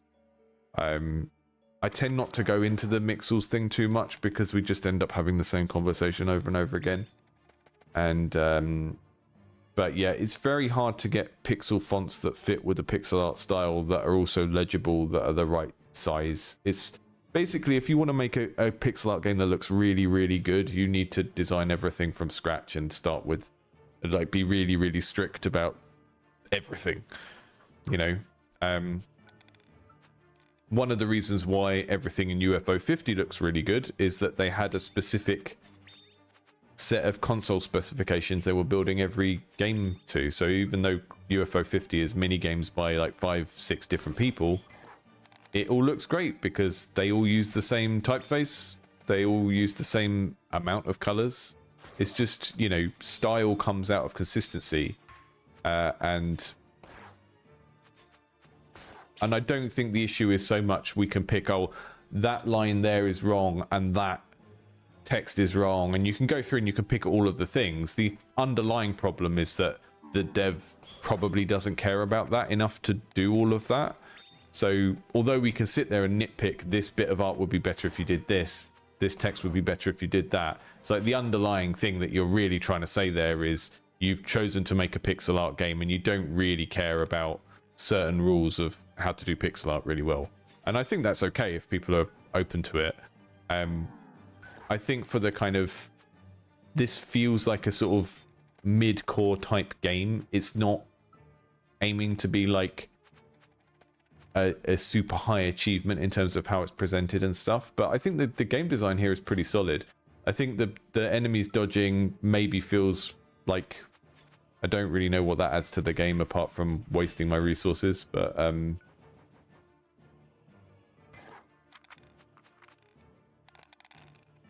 Claire said that, because Claro said that the dice cards don't seem diegetic enough to name the game after. Yeah, I think I get what you're saying. It's almost like this is a good system, right? This is a good system for doing, let me just move over there. You can't see that. That's the discard pile that I've been over this whole time. This is a pretty good system for providing a level of like tactical crunch to a turn-based combat game.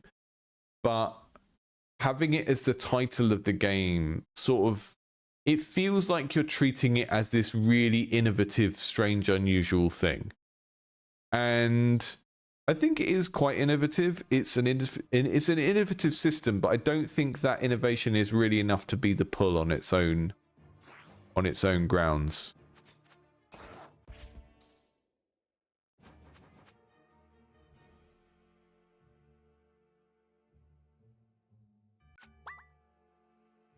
You know, again, Slay the Spire was mechanically innovative. It doesn't, the name of the game evokes the fantasy of what you're doing, and some of the mechanical structure of the game, Slay the Spire, killing everything in a tower, basically. Okay, I understand that structurally that game is going to be a challenge tower. Generally, when a video game is set in a tower, you're fighting your way up from the bottom to the top. I can understand all that. It's not telling me what I'm doing in the moment to moment of the game. Just like it would be very rare to find an FPS where the title was calling out the fact that you are aiming and shooting, right? In Bulletstorm's probably the closest that you get to that. We can have a reward.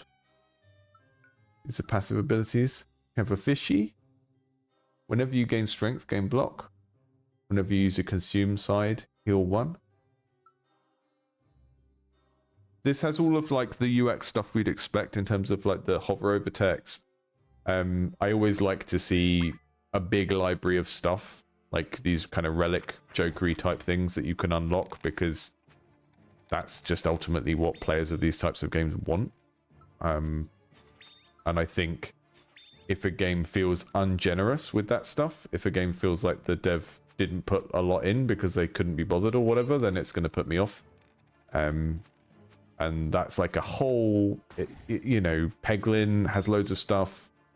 And it's really going to be the make or break thing for these types of games, is just how much variety of stuff is there in it.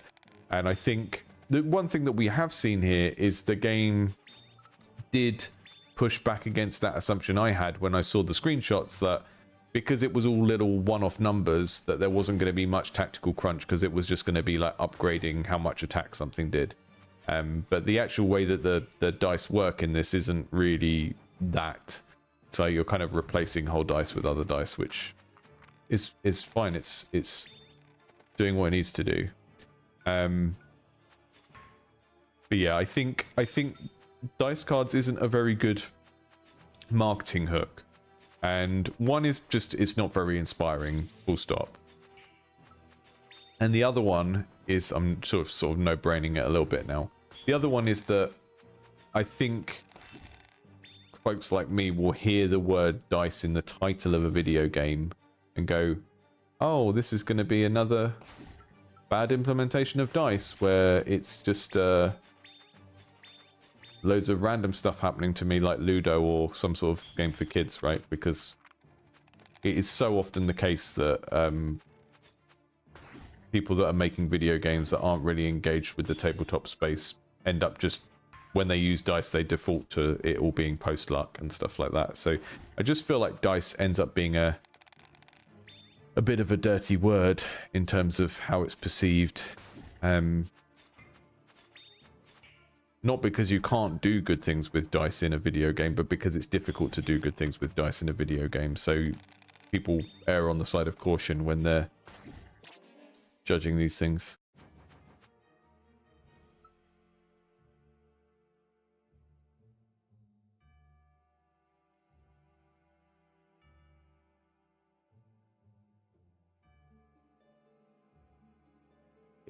I think what it's trying to do is it's treating the dice and cards as if they're two separate components, but they're not really.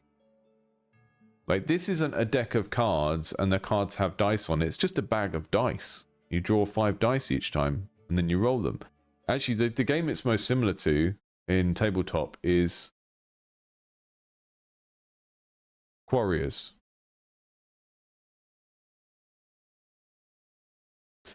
So the way it works in Warriors is you have a card that explains the rules of that dice type, and then you buy that dice type, and then they all go in a bag, and at the start of your turn you draw a certain amount from the bag and you roll them all, and then your card tells you what the rules for that one is.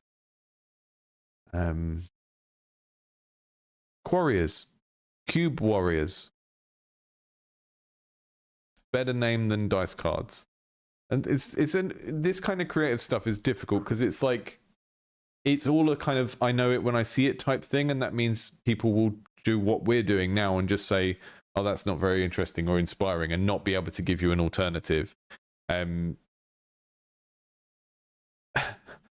in the chat said, sorry, I just missed that. My brain auto-corrects dice card to discard. Yeah. I did wonder if that was a deliberate pun. But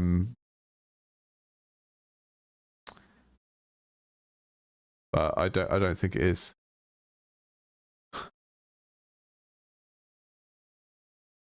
I think that one is quite strong. There's lots of things to like about that one. I think the name and the marketing of it are fighting a little bit with what's actually going on in the game. The game feels like there's probably quite a lot of depth here in terms of things to unlock, different stuff to fight. I like all of that. I think it's trying to treat this dice card thing as a more clever, unique idea than it really is, because what we really have here is a bag of dice. And we go into our bag of dice, we get 5 dice out, we roll them, and then because it's a video game, we can hover over those things and it will tell us what we don't need the metaphor of a card as well. It can just be a bag of stuff. And the thing that I think if you thought more in that direction of like not being so precious about this idea of dice cards as a marketing hook or a key part of the interface, there's something quite appealing about like a magical character, whether it's a knight or a wizard or whatever, having a bag of these like cube rune stones that they throw, because then that starts to feel like the Dice Forge example or the Warcraft example of having an interface that feels sort of halfway between the player and the game. And that's kind of what Quarriors evokes, is like these dice. This is a very abstract game, right? The characters are on the cards and stuff, but these dice feel sort of like magical objects because of the colors and the fact that they look like crystals and stuff like that. Whereas in this, you've put all of the magic into the illustration on the card, but the card doesn't really need to be there. It's the dice that is the thing that's doing a thing. I feel like there's just too many steps in that whole thing to something that could be a lot neater and just be drawing 5 die from a bag each time. Yeah, interesting set of problems that I don't have immediate solutions for, unfortunately. Naming things is incredibly hard, yeah. I tend to, but yeah, they just either come immediately or they never come. Right, last one for today. As I said in yesterday's stream, I'm always immediately suspicious where we see someone trying to do satire with games. Let's just see what the store page says. Game Maker game, I think. Fast-paced and replayable. Each campaign lasts about 5 minutes, roughly the same attention span as the average voter. Perfect for quick runs, shameless retries, and unlocking upgrades you probably did not deserve. Every turn rewrites the rules bit because politics is chaos and so is this game. Cards react to the situation reacts to your cards, everything falls apart, 2 cards and pretend. Just merge 2 cards and pretend it was a strategic master plan. Okay.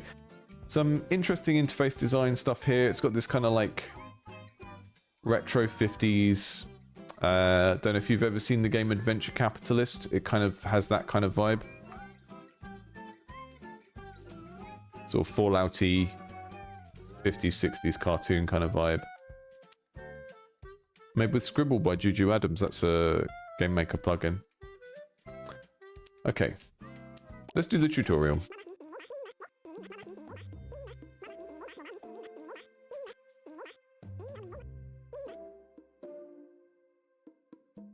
I'm Jeff, your new assistant, ready to prepare you for leadership debates, public speaking, and pretending you read the briefings. Okay? Your goal is to gain the...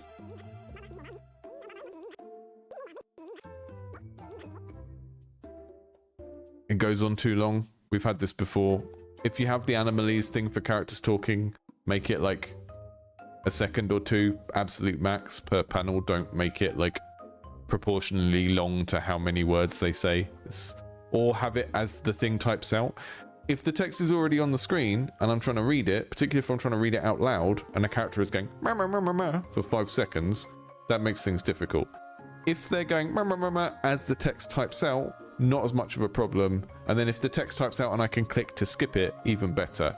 But have a think about what you're doing when a player is supposed to be reading some text, because there are certain things that can put people off of reading. One of them is having illegible text. Another one is putting an annoying sound effect in the background while they're doing it. I like Animalese. I like when a character goes, but it shouldn't be getting in the way of the actual reading. Your goal is to gain the most votes in the election day. In 10 days in the tutorial. That your campaign can end early if either heart becomes 0. Press D to toggle view stats. New card. Appeal. Gain 3 support.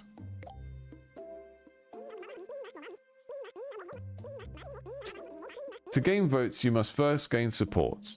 Use click E to select block. Seniors. 20 seniors. Crystal Coast.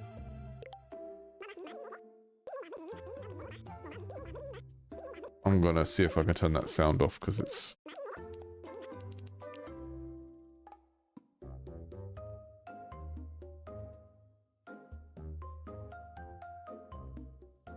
Why is this place called Crystal Coast when it's completely in the middle of the land?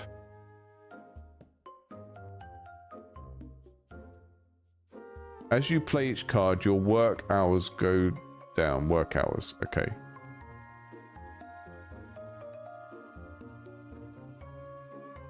Why do we have a lovely clock symbol here and we don't use it here?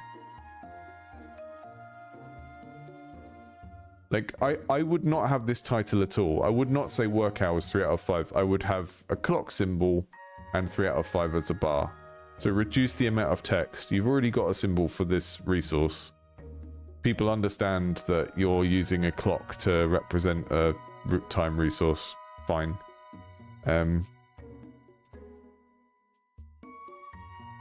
Anytime you can use a symbol to represent a resource instead of calling it something in words, it's usually better because players will call it something else anyway, so you may as well just use the symbol. Notice the white bar on the left side of that block, which is the supports you just gained from playing Appeal. When you've finished, click that or press the space bar. Okay, I'm not finished. I want to play more cards.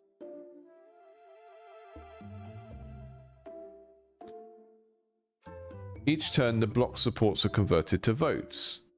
Yours is the blue bar on the left side of the block. That one. Rivals will be the red bar on the right side of the block, which will go that side.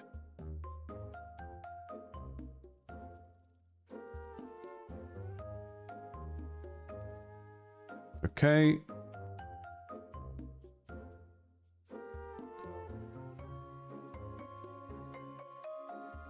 Lots of turns where I can't do anything in this tutorial. Okay, I've got 5 work hours. Gonna gain some support. What? Rivals...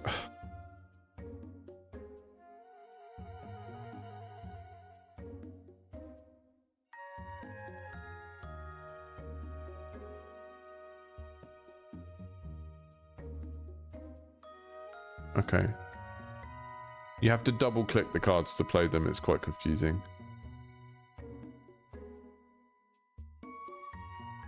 You can cheat your way to win by using disruption. Clicking anywhere while that is inside the circle will prevent your rival from taking that action.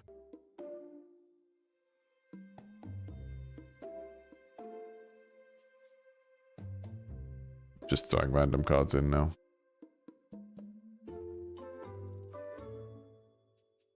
Putting guarded on there. So we stopped his approval going up. This seems to just be the basic, the kind of Slay the Spire stuff, euphemized into a tug of war rather than 2 sets of health.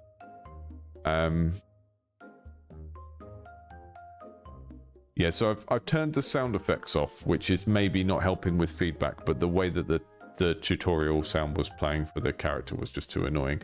Right, so Thomas is looking at there. That's parents.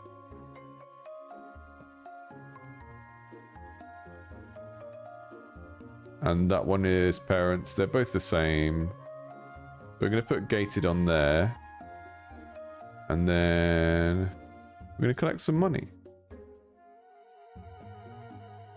Don't know what that does. Don't know what the funds do.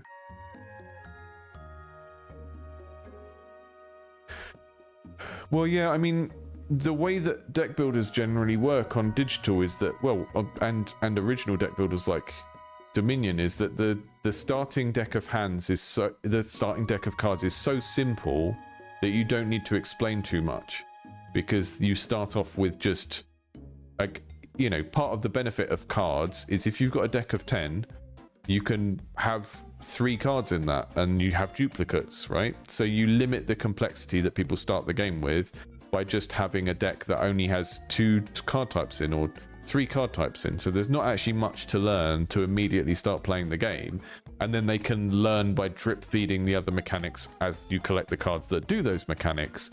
I think if you have to explain so much up front, like what's going on here, that is a sign that you're not really understanding why those conventions exist in deck builders, which is for multiple reasons. One is that, you know, you get the complexity creep as part of the upgrading, which makes you feel good as a player, because if you don't start with a deck that's just copies of very basic cards and you start with a deck where all the cards are different, you don't get that gradual increase in complexity, which is what makes you which is almost as important as increase in power. But it also helps to just naturally tutorialize the game, so you can throw someone in with very minimal explanation because you've only given them cards that do a set of simple mechanics at the start of the game. Okay, let's try the actual game now. That was the tutorial. A lot of friction in that tutorial, a lot of moments where I couldn't work out why I couldn't play a card. It was because you need to double click a card to play it rather than dragging it onto the target, which is not what people expect to be doing in these games a lot of the time. Face. You can choose what kind of mouth you have. I'm going to have a lovely moustache. Have an accessory.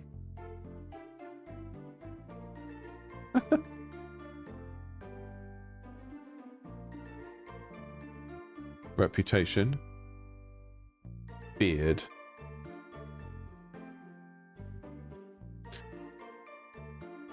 Mr. Nice Guy, the feared politician from the drug cartel.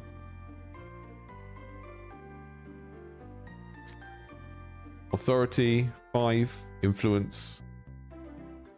Oh, we've only got. What do these mean?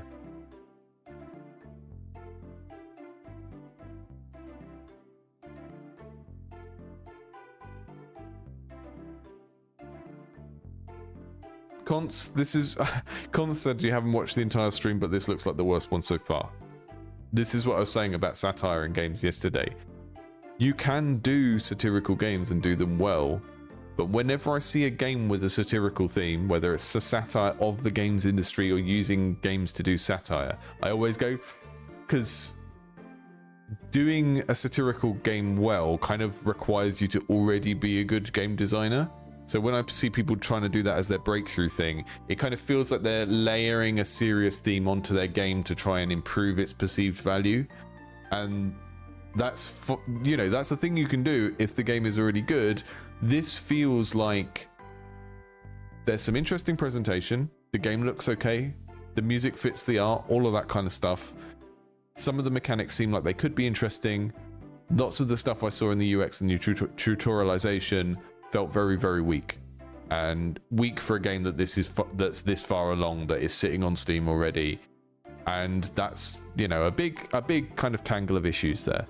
Right, today's agenda: lower tolerance. Oh, well, normally when I see that screen, it's my own game maker project doing that.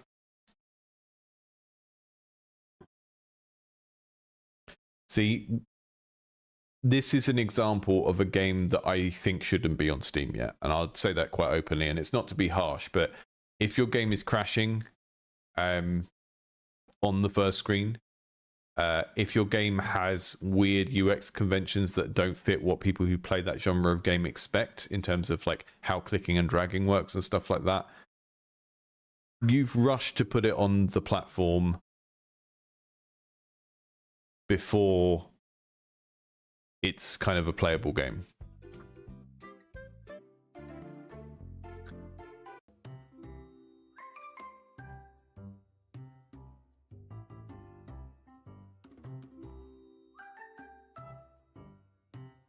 Okay.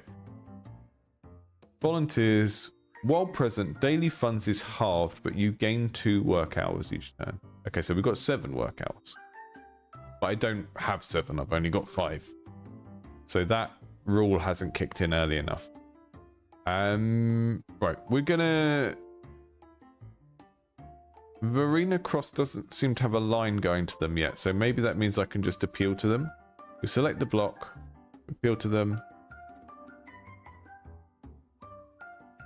I think we're just so used to clicking the card and dragging it onto the target, and they've decided to do a different UX thing than that, and I'm really not sure why, because what we've got works. They've also got the end turn button over on the left-hand side, which only makes sense if you're making your game primarily for a culture where people read right to left.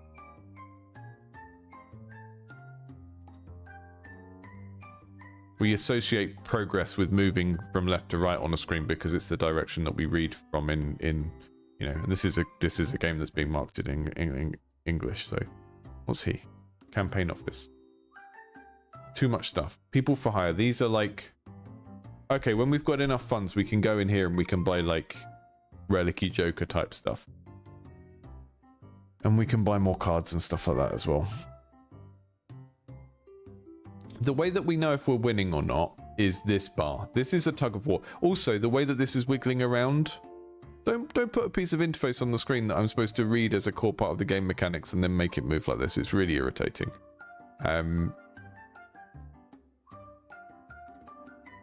Lots of kind of nice, kind of okay presentation here. Not such great UX thinking.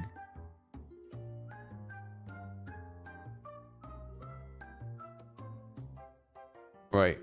I need to guard this, I guess, because the other candidate is gonna... So I'm just gonna focus on damaging the other candidate this round.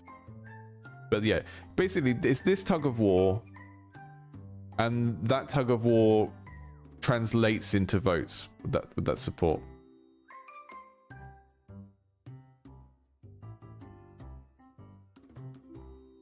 And then occasionally you get more than one on the map, which is like having several enemies to fight in a kind of trad digital deck builder. I'm just going to play really aggressively in terms of like focusing on attacking the other candidate rather than winning votes.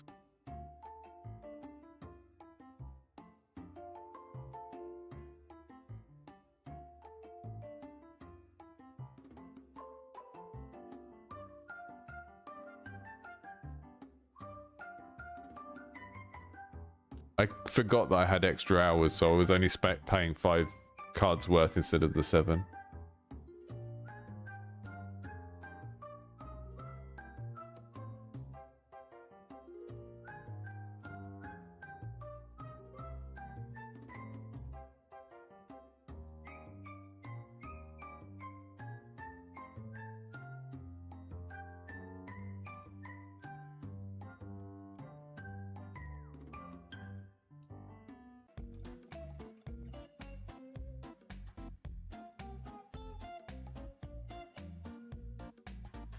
I think there's about like 60% of a really interesting game here.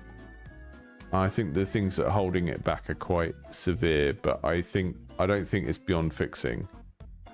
But I can see some like creative direction stuff that I'm going to call out in a minute.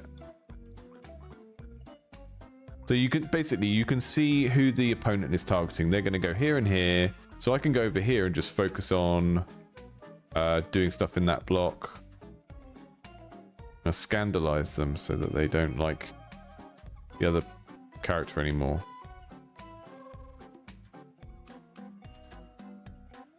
I think the weather system is just to make the days feel different. I think that's fine.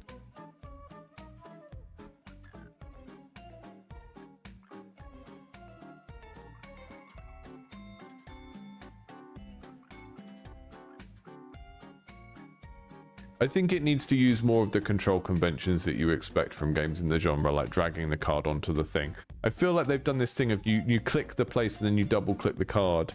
Maybe because they felt like it was taking too long to play the games by dragging the card, but that's how you kind of physically do your when you're dragging cards into the play space and choosing what to play them on in all of the other deck builders I've ever played.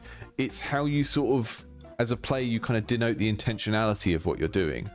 Whereas this system means I could very easily click on the wrong place, forget where I've clicked, and then double click and play the card on the wrong place, right? So there's a reason for that convention. It works. People already know it. There's no reason to do another thing.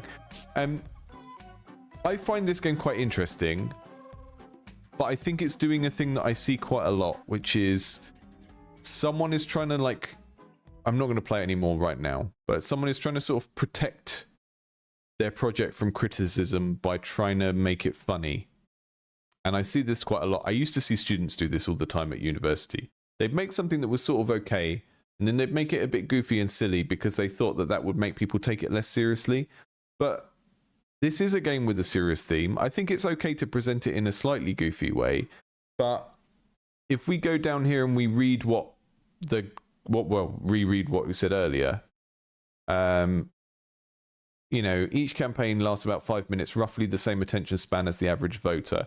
Well, I don't think that's really a true presentation of the game, because when we went into that campaign screen where you could buy the cards and the staff and stuff, actually it looks a little bit deeper than that. So I think we're trying to present this as being this mindless, silly activity, and it's not. It is a you know, maybe there's more depth to this, and maybe I could find deeper problems with the way it's balanced and stuff if I played it for longer. But it does feel like a game that has some degree of depth.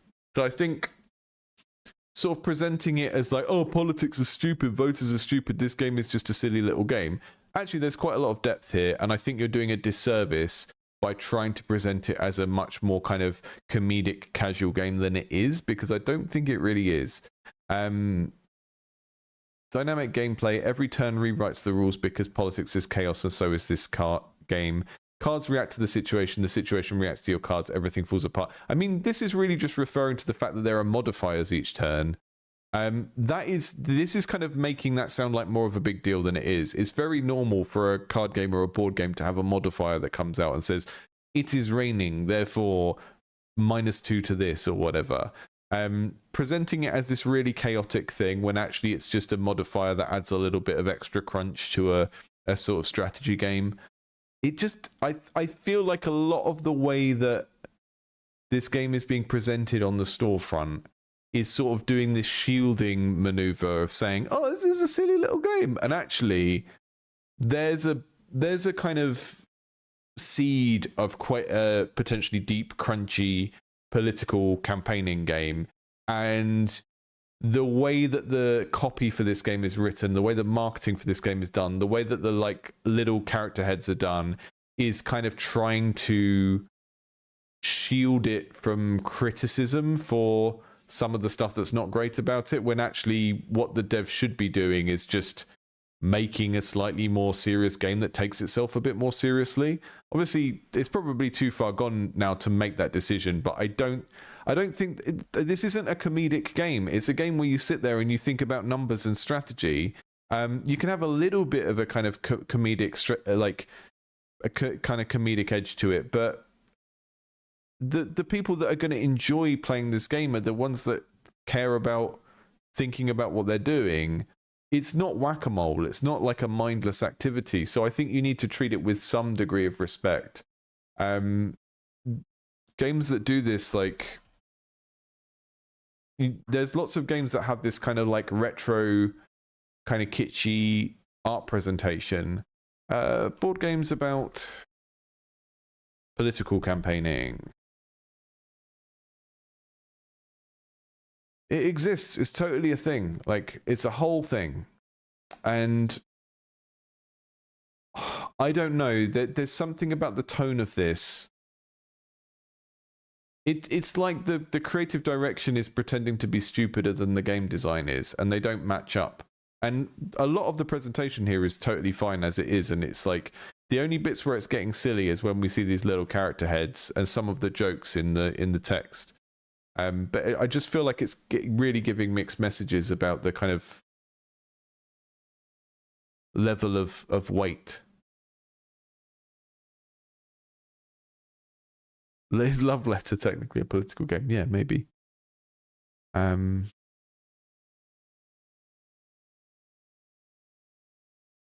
just going to open it up again and have another little poke around.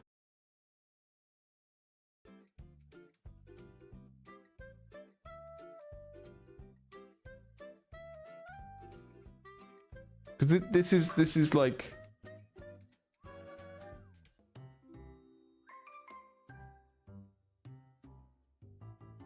I'm ragging on it a little bit, but I feel like there's a lot of good stuff here. Like, the overall presentation of it is really, really strong.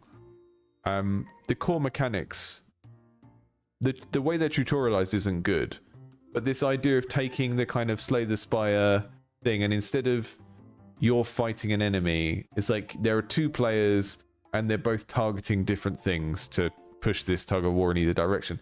That's a neat mechanic. That's a very simple way of explaining what's going on, and although like it wasn't easy for people to grasp without me understanding it and explaining it, it's like I I don't know, it just feels like a more crunchy, thoughtful game than it's presenting itself as.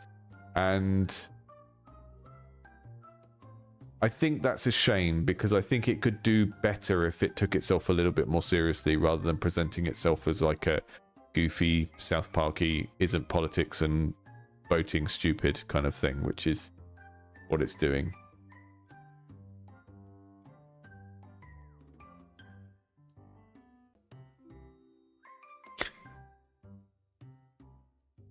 That was the debate, is a taco a sandwich? We've got 125 funds, can I?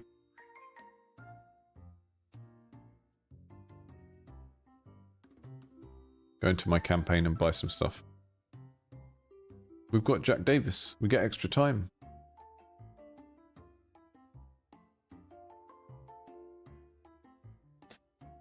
It's kind of using...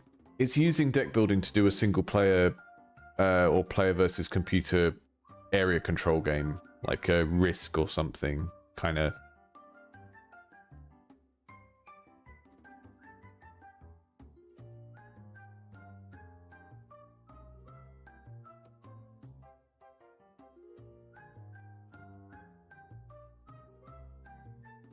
Benjamin, it's on your screen right now.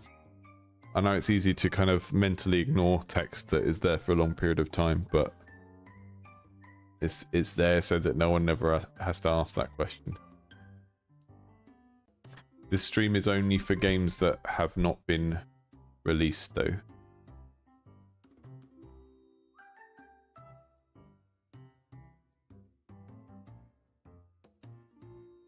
Which some people get a bit peeved with, but if I did Indies Under the Knife and let people submit games that had already been released and were like, people would pretend that they want feedback when they really just want to market their game, and that's not really what this channel is about. You know, I do cover some finished games, but I much prefer to see people's games while they're still working on them.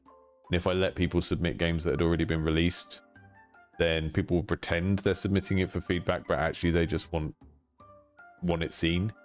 And you know, people think no publicity is bad publicity, but if they submit a game that's been released because they want marketing and then I'm tearing it to shreds, then that's not good for either of us, because it kind of looks like I'm being just really negative about a game that is already released, and then the dev just gets bad publicity because I'm telling people that it sucks, you know. So there's a reason why I have the channel set up the way that I do. Folks who are Patreon supporters, all bets are off. If you're a Patreon supporter and you've finished your game, then, and I like it, then I may stream it at some point. But that's a totally different thing, because that's people that keep the channel going. So, you know, it's the Patreon supporters who back the channel that allow me to do this kind of stream where I'm playing people's unfinished games.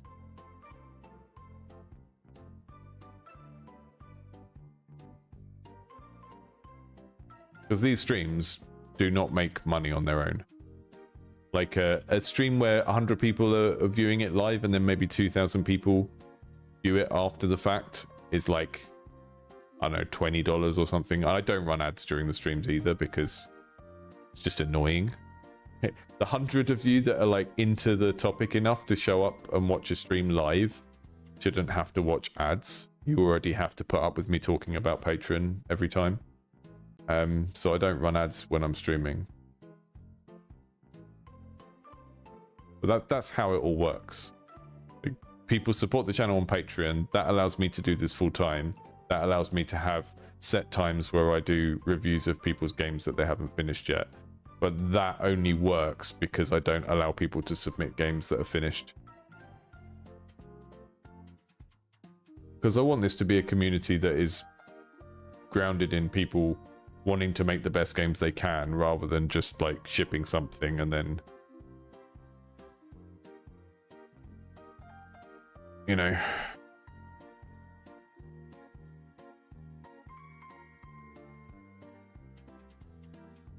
there's a lot of folks in the indie game dev community who are not really interested in games generally, and they're only really interested in their own career and stuff like that, and that's not really why I'm interested in indie games. I'm not interested in like necessarily helping those kind of people. I like indie games as an art form because I think it's where innovative game design lives, and I like indie games. There's loads of folks out there. I would even say it's the majority of people putting out games. They don't really care about games or contributing to games in some way. They just want to make a quick buck. And that's understandable. Whenever I express this kind of thing, people go, oh, you're being elitist. You know, some people need to make a living, blah, blah, blah. It's like, yeah, they do. But that doesn't mean that they need to be the focus of what I do, because I get to set the ethos and the kind of terms of engagement on my own channel, because it's like, it's mine. A game can be any way away from release. Like, I don't have a way of like judging how far your game is from release, right? The point is, but if you submit it like a month or two away from release, then there's a chance I just won't get around to it before then anyway, because the waiting list is so long. I don't work through the waiting list in chronological order. I go through it and I keyword search. So today I was looking for deck builders and luck based games. Some of the games might have been submitted a year ago, some of them might have been submitted last month, but I don't go through it in chronological order. I go through and try and find themes so that we can have like a week where we focus on a particular theme. Just like yesterday I was playing one of our patrons deck builders, and then I scheduled it so that this stream would happen in the same week, so that people who come back to the channel have some consistency, and we can talk about like overlapping themes between the different games and their sort of genres that they're designing in.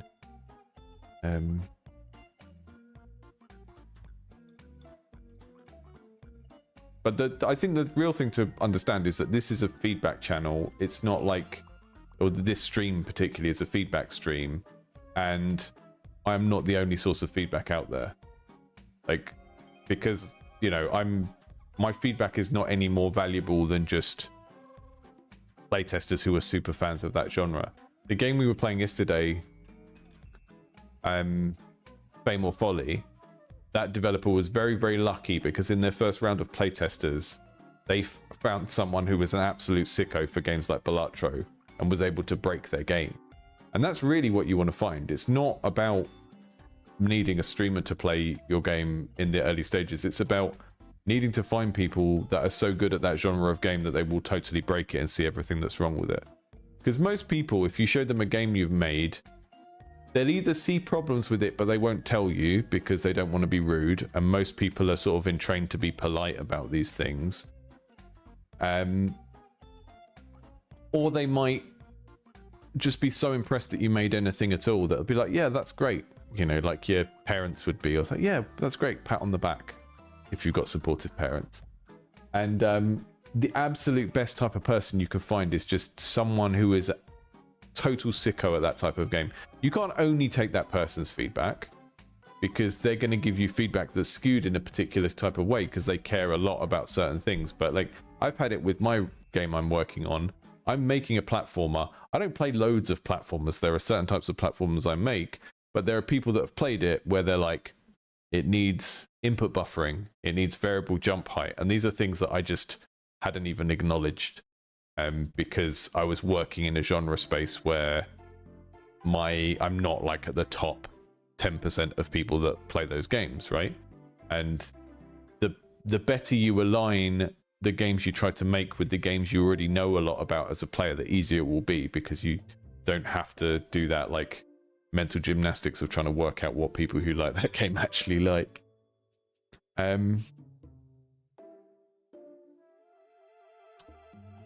So that was Politiks. I think there's like a basis of quite a solid game here. I think the developer is sort of trying to downplay how deep that game could be and make it seem like something more casual than it is. And I think that might not be the best choice. But sometimes a project is too far along to make those kind of sweeping changes. But I feel like this is quite an interesting mechanical thing, and some of the goofy elements are sort of acting as a shield, maybe. Dice Card Heroes, interesting game, uninspiring title, a little bit too trying to be clever with the dice and the cards when really it's just a bag of dice. Few people commented on the mixels and the pixel art style not matching and stuff, but like I said, the underlying issue there is that does the developer really care about that? Because any of these there's loads of games that get released every day like this that have all of this mixed pixel art in and stuff like that, and we can go through with a fine-tooth comb and go, that text could fit this style better, that line should be the same width as that line, and ultimately if the developer doesn't care, or if the audience doesn't care, then it's a waste of time, you know? Random Dragons. What was Random Dragons? And then the other one was, which I've closed already. The other one was Trice-a-Dice. Trice-a-Dice, I will put the links are already on the video description, but I'll add them with the timestamps in a minute when I go offline. Trice-a-Dice, this was interesting. The core mechanics of this were a very solid sort of dice-driven Balatro, but the way that the changing the faces of the dice was explained was very, very confusing. You're onboarded way too quickly into loads of different keywords and stuff that don't make sense when you start playing the game. And it's got this very upfront explaining loads of things at the start type tutorial. It just needs to, the main one with this is the dev needs to understand which parts of their game don't make intuitive sense and maybe go back to the drawing board a little bit on them, because the face swapping mechanic of changing the face of the dice was very interesting, but the way that it was presented in terms of the UI took way too long for me to figure out, and I was kind of stumbling around in the game trying to work it out on my own, which, you know, if you do that, players are not going to play your game, because you have to really already want to play a game to go through that effort of working things out for yourself, and most of the time, if it's a small indie game, we're just not going to do that unless someone else has been ranting and raving about, oh, you've got to learn this game.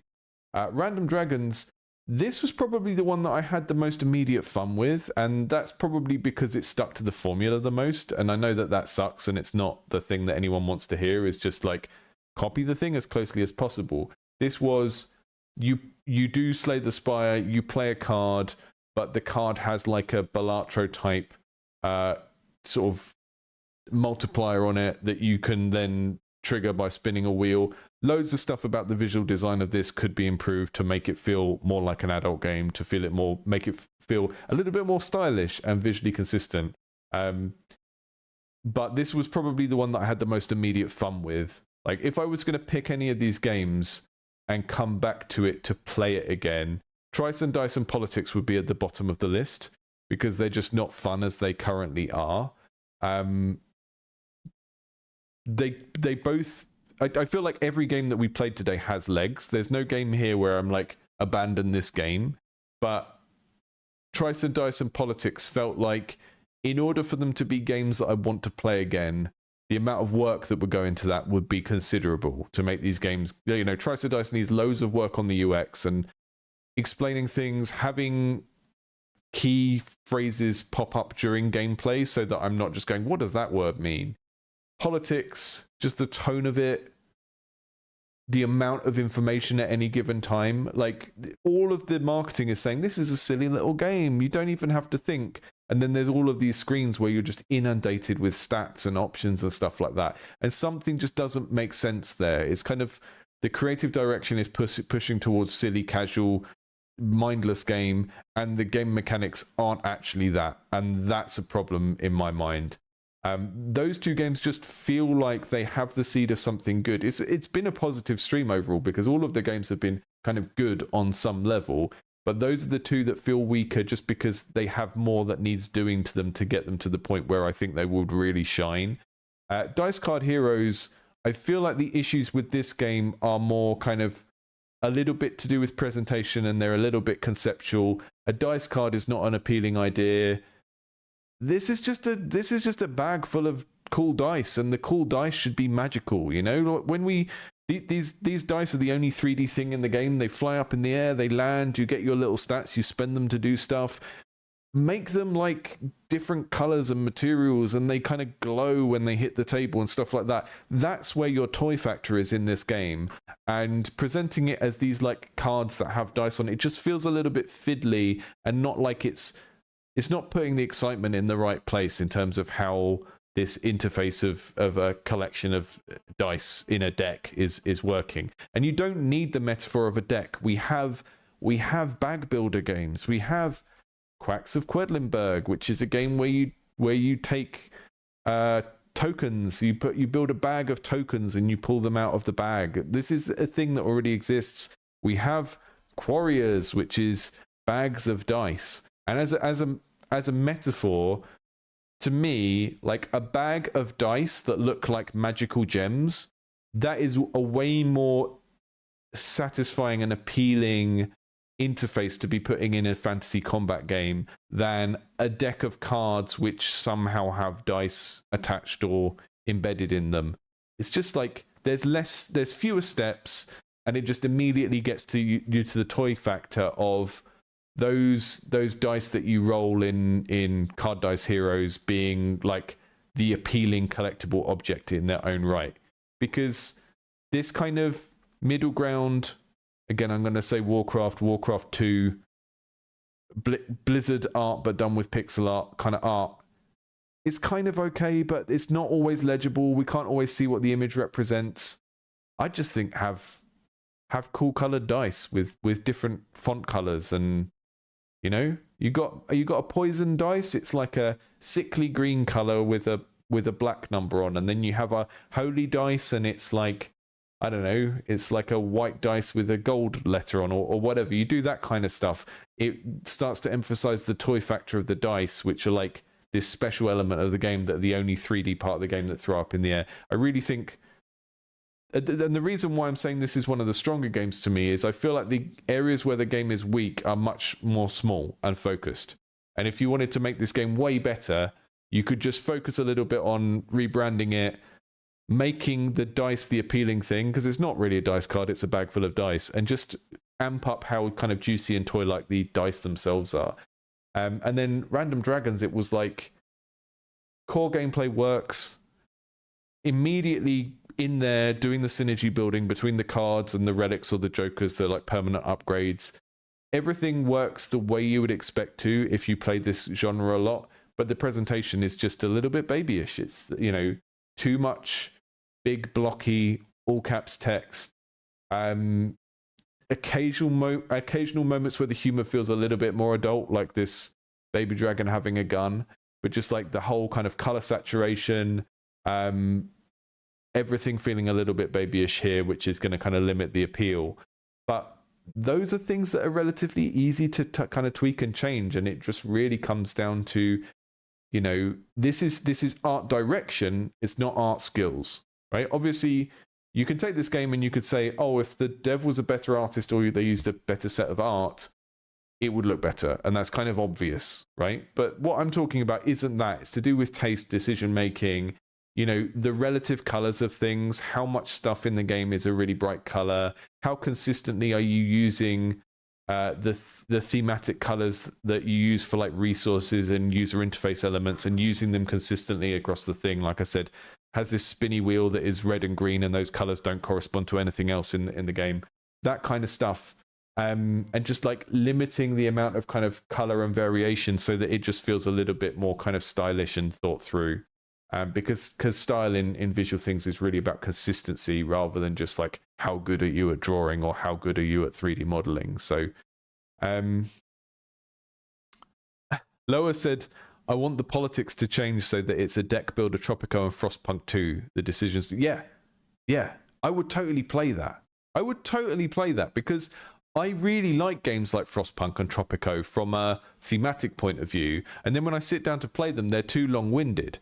So this is like the game. The ideal version of this game is exactly the same for me. It's like, how would you use deck building to make a more casual, quicker to play version of Tropico or Frostpunk, that is a way more appealing thing than sort of going almost overcorrecting too far in the other direction and trying to make it into this super casual thing, which, to be honest, the amount of reading that we have to do to understand all the rules of this game, like the little modifier or what all the different cards do, what these keywords mean, makes it inherently not a casual game, right?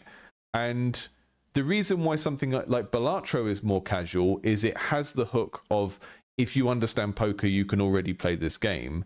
And all of the special rules that are like, if this, then this, coming gradually through the card overlays and the jokers and stuff like that. So the Balatro is like initially a very casual, accessible game, and the hardcore elements sneak up on you, and by the time they sneak up on you, you already know how to play the game. Whereas this is throwing loads of text and rules at you in a way that doesn't match the casualness of the presentation, right? Whereas if you took exactly the same game system and mechanics and you themed it as a more serious game, like a Politico or a Frostpunk, it would work really, really well, because the level of seriousness of the theme would match this, which is like slightly overwhelming amount of statistics and things for us to consider, which is not casual, right? The art style is casual, the thematics are not, and that's going to cause a problem because people will be attracted to the kind of silly, goofy, more casual, playful art style, and then actually what they get is quite an interesting, crunchy political simulator, and that would be better paired with a much more serious political theme, whether it's a real-world political theme like Tropico or a slightly fantasy one like Frostpunk or Dune or something like that, you know? I just think this is using, I'm repeating myself anyway, but it's just using the goofiness as a shield, and I think he could be more courageous and come up with a way more interesting game that really, really finds a hardcore audience. Thank you all for joining today. Normally I do this one every Thursday. I had to move it this week because chaos, half-term chaos. I don't know what that's called in other countries when you have a break in the middle of your semester, kids at home and stuff like that. Thank you all for joining. I do one of these every week. It's kind of the heart of the channel. Like I said, always games that haven't been released yet. Anyone can submit a game. It's not necessarily first come, first serve.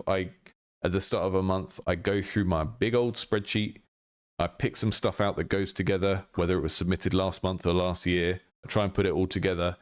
And increasingly, I'm trying to make it so we have a whole week on a theme. So, you know, this week we've had a deck builder theme, a push your luck theme, not just deck builders, push your luck.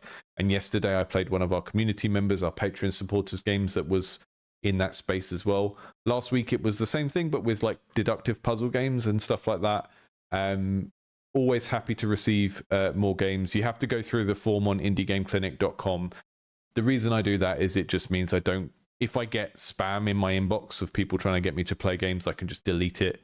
The form lets me know that you've read all the disclaimers, you know I'm going to be critical of the game, you know it's not like a marketing channel and stuff like that.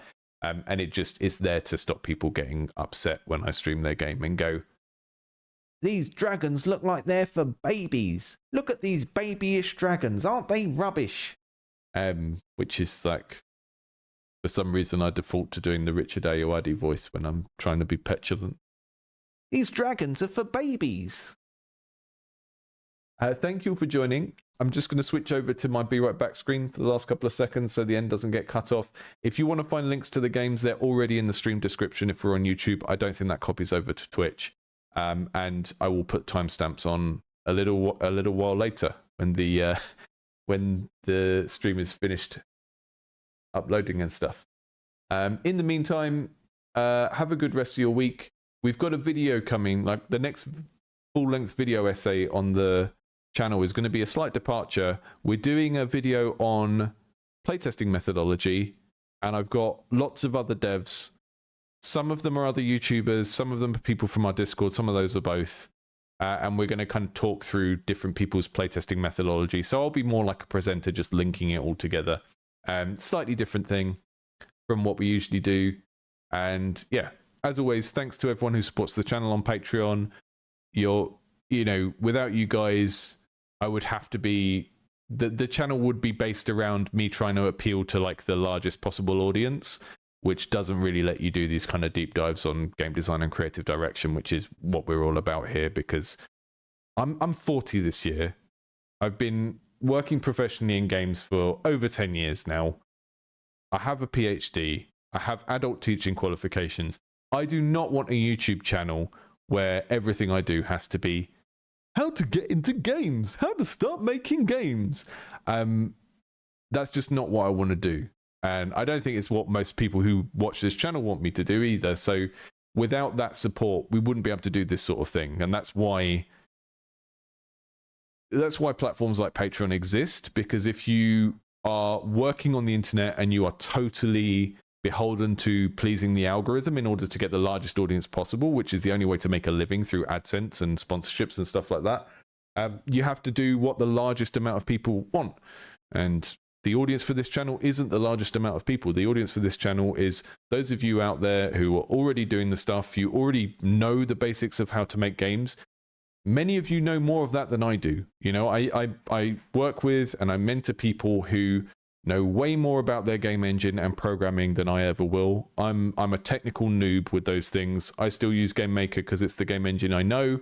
I occasionally make something in Twine and stuff like that.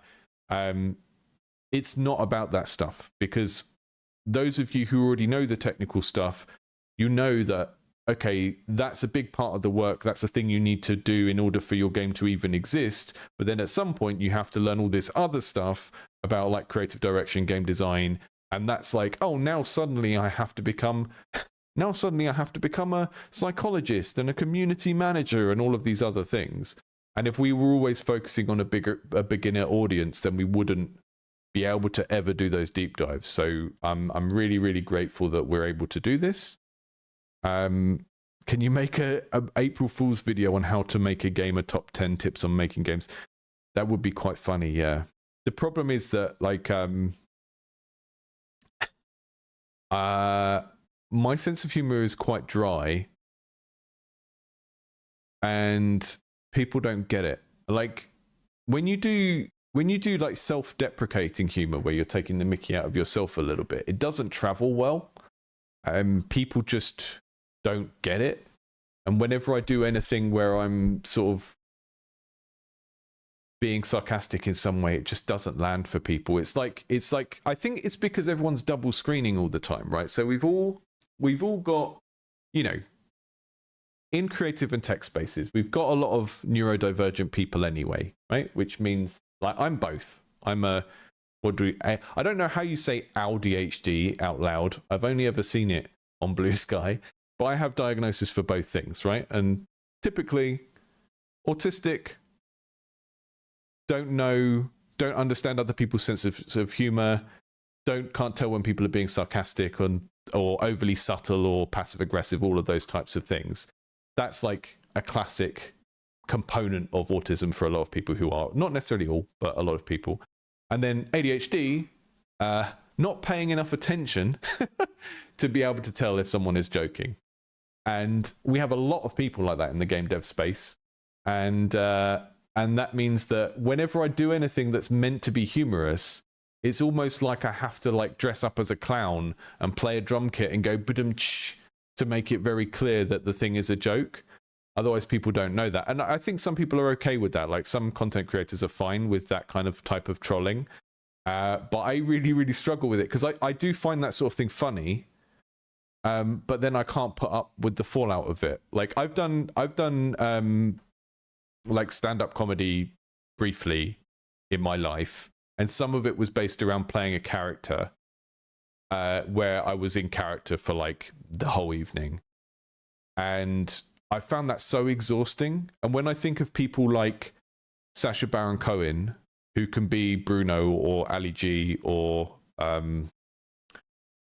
Borat for extended periods of time, and not want to just like give in and explain the joke and apologize to everyone after a couple of hours, that I can't get my head around people who are like that. There's like the laugh track. That's what we need, Hot Worlds. We need a laugh track. But like, I do have that kind of sense of humor where I want to like take the mickey a little bit and just pretend to be someone else, or like pretend to have views that I don't really have.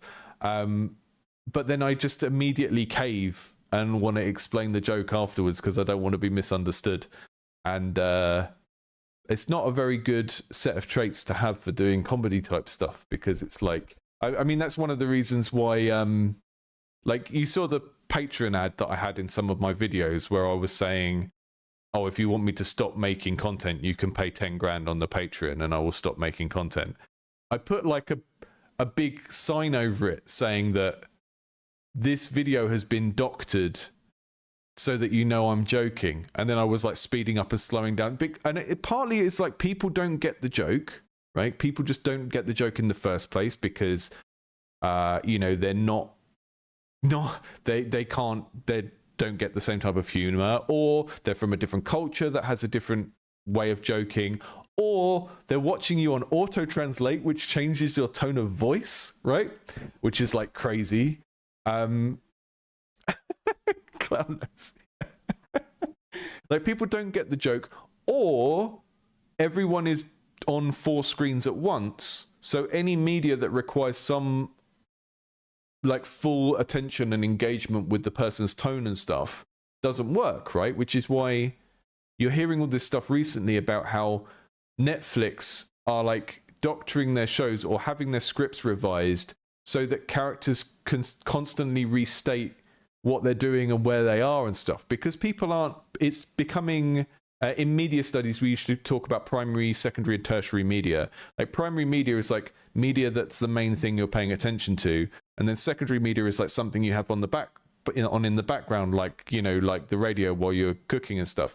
There's types of media that were always primary media, like everyone sits in the same room and watches the thing, and they're becoming secondary or tertiary, and that's like changing the way that the content needs to be structured. And you see it a little bit with streamers, right? Several times throughout the stream, I will explain what we're doing, where we are, what the channel is about, and that's like a necessity because of the platform and the format. And I don't necessarily have anything useful to say about this, but it's definitely something I'm thinking about constantly. It's very hard to do stuff that like mixes registers. Like, my favorite game dev YouTubers are people like Brian David Gilbert, who was like very silly Polygon guy, Cool Ghosts, a couple of British guys that mixed like very deep video game criticism essays with very strange absurdist humor. That's my favorite kind of stuff. That's the stuff I want to do. But it's very hard to get that right in a way that doesn't like, you want to confuse people in a good way, not in a bad way, right? And it's very hard to do humor. I feel like all humor is exclusionary on some level, because you're always going to be creating a group of people that don't get the thing. And I guess part of that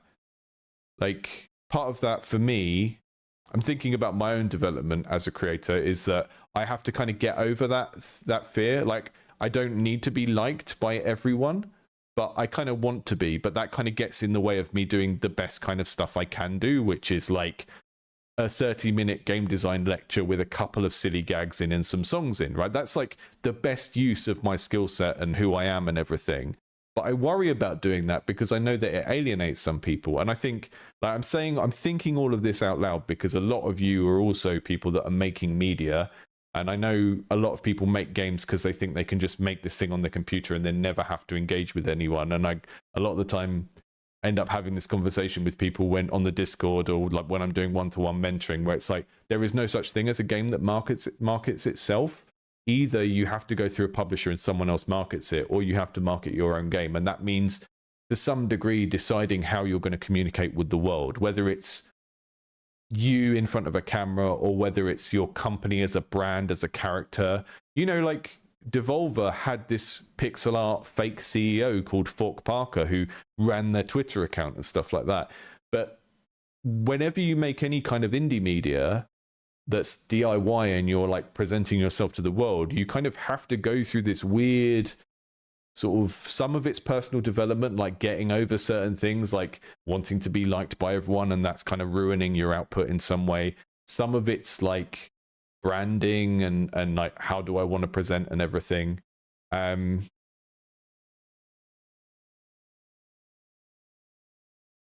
Yeah.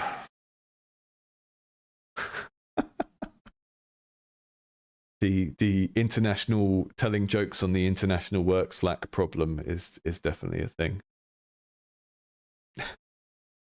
Right. See you all later after that ramble. Have a good rest of your week, and I will see you soon.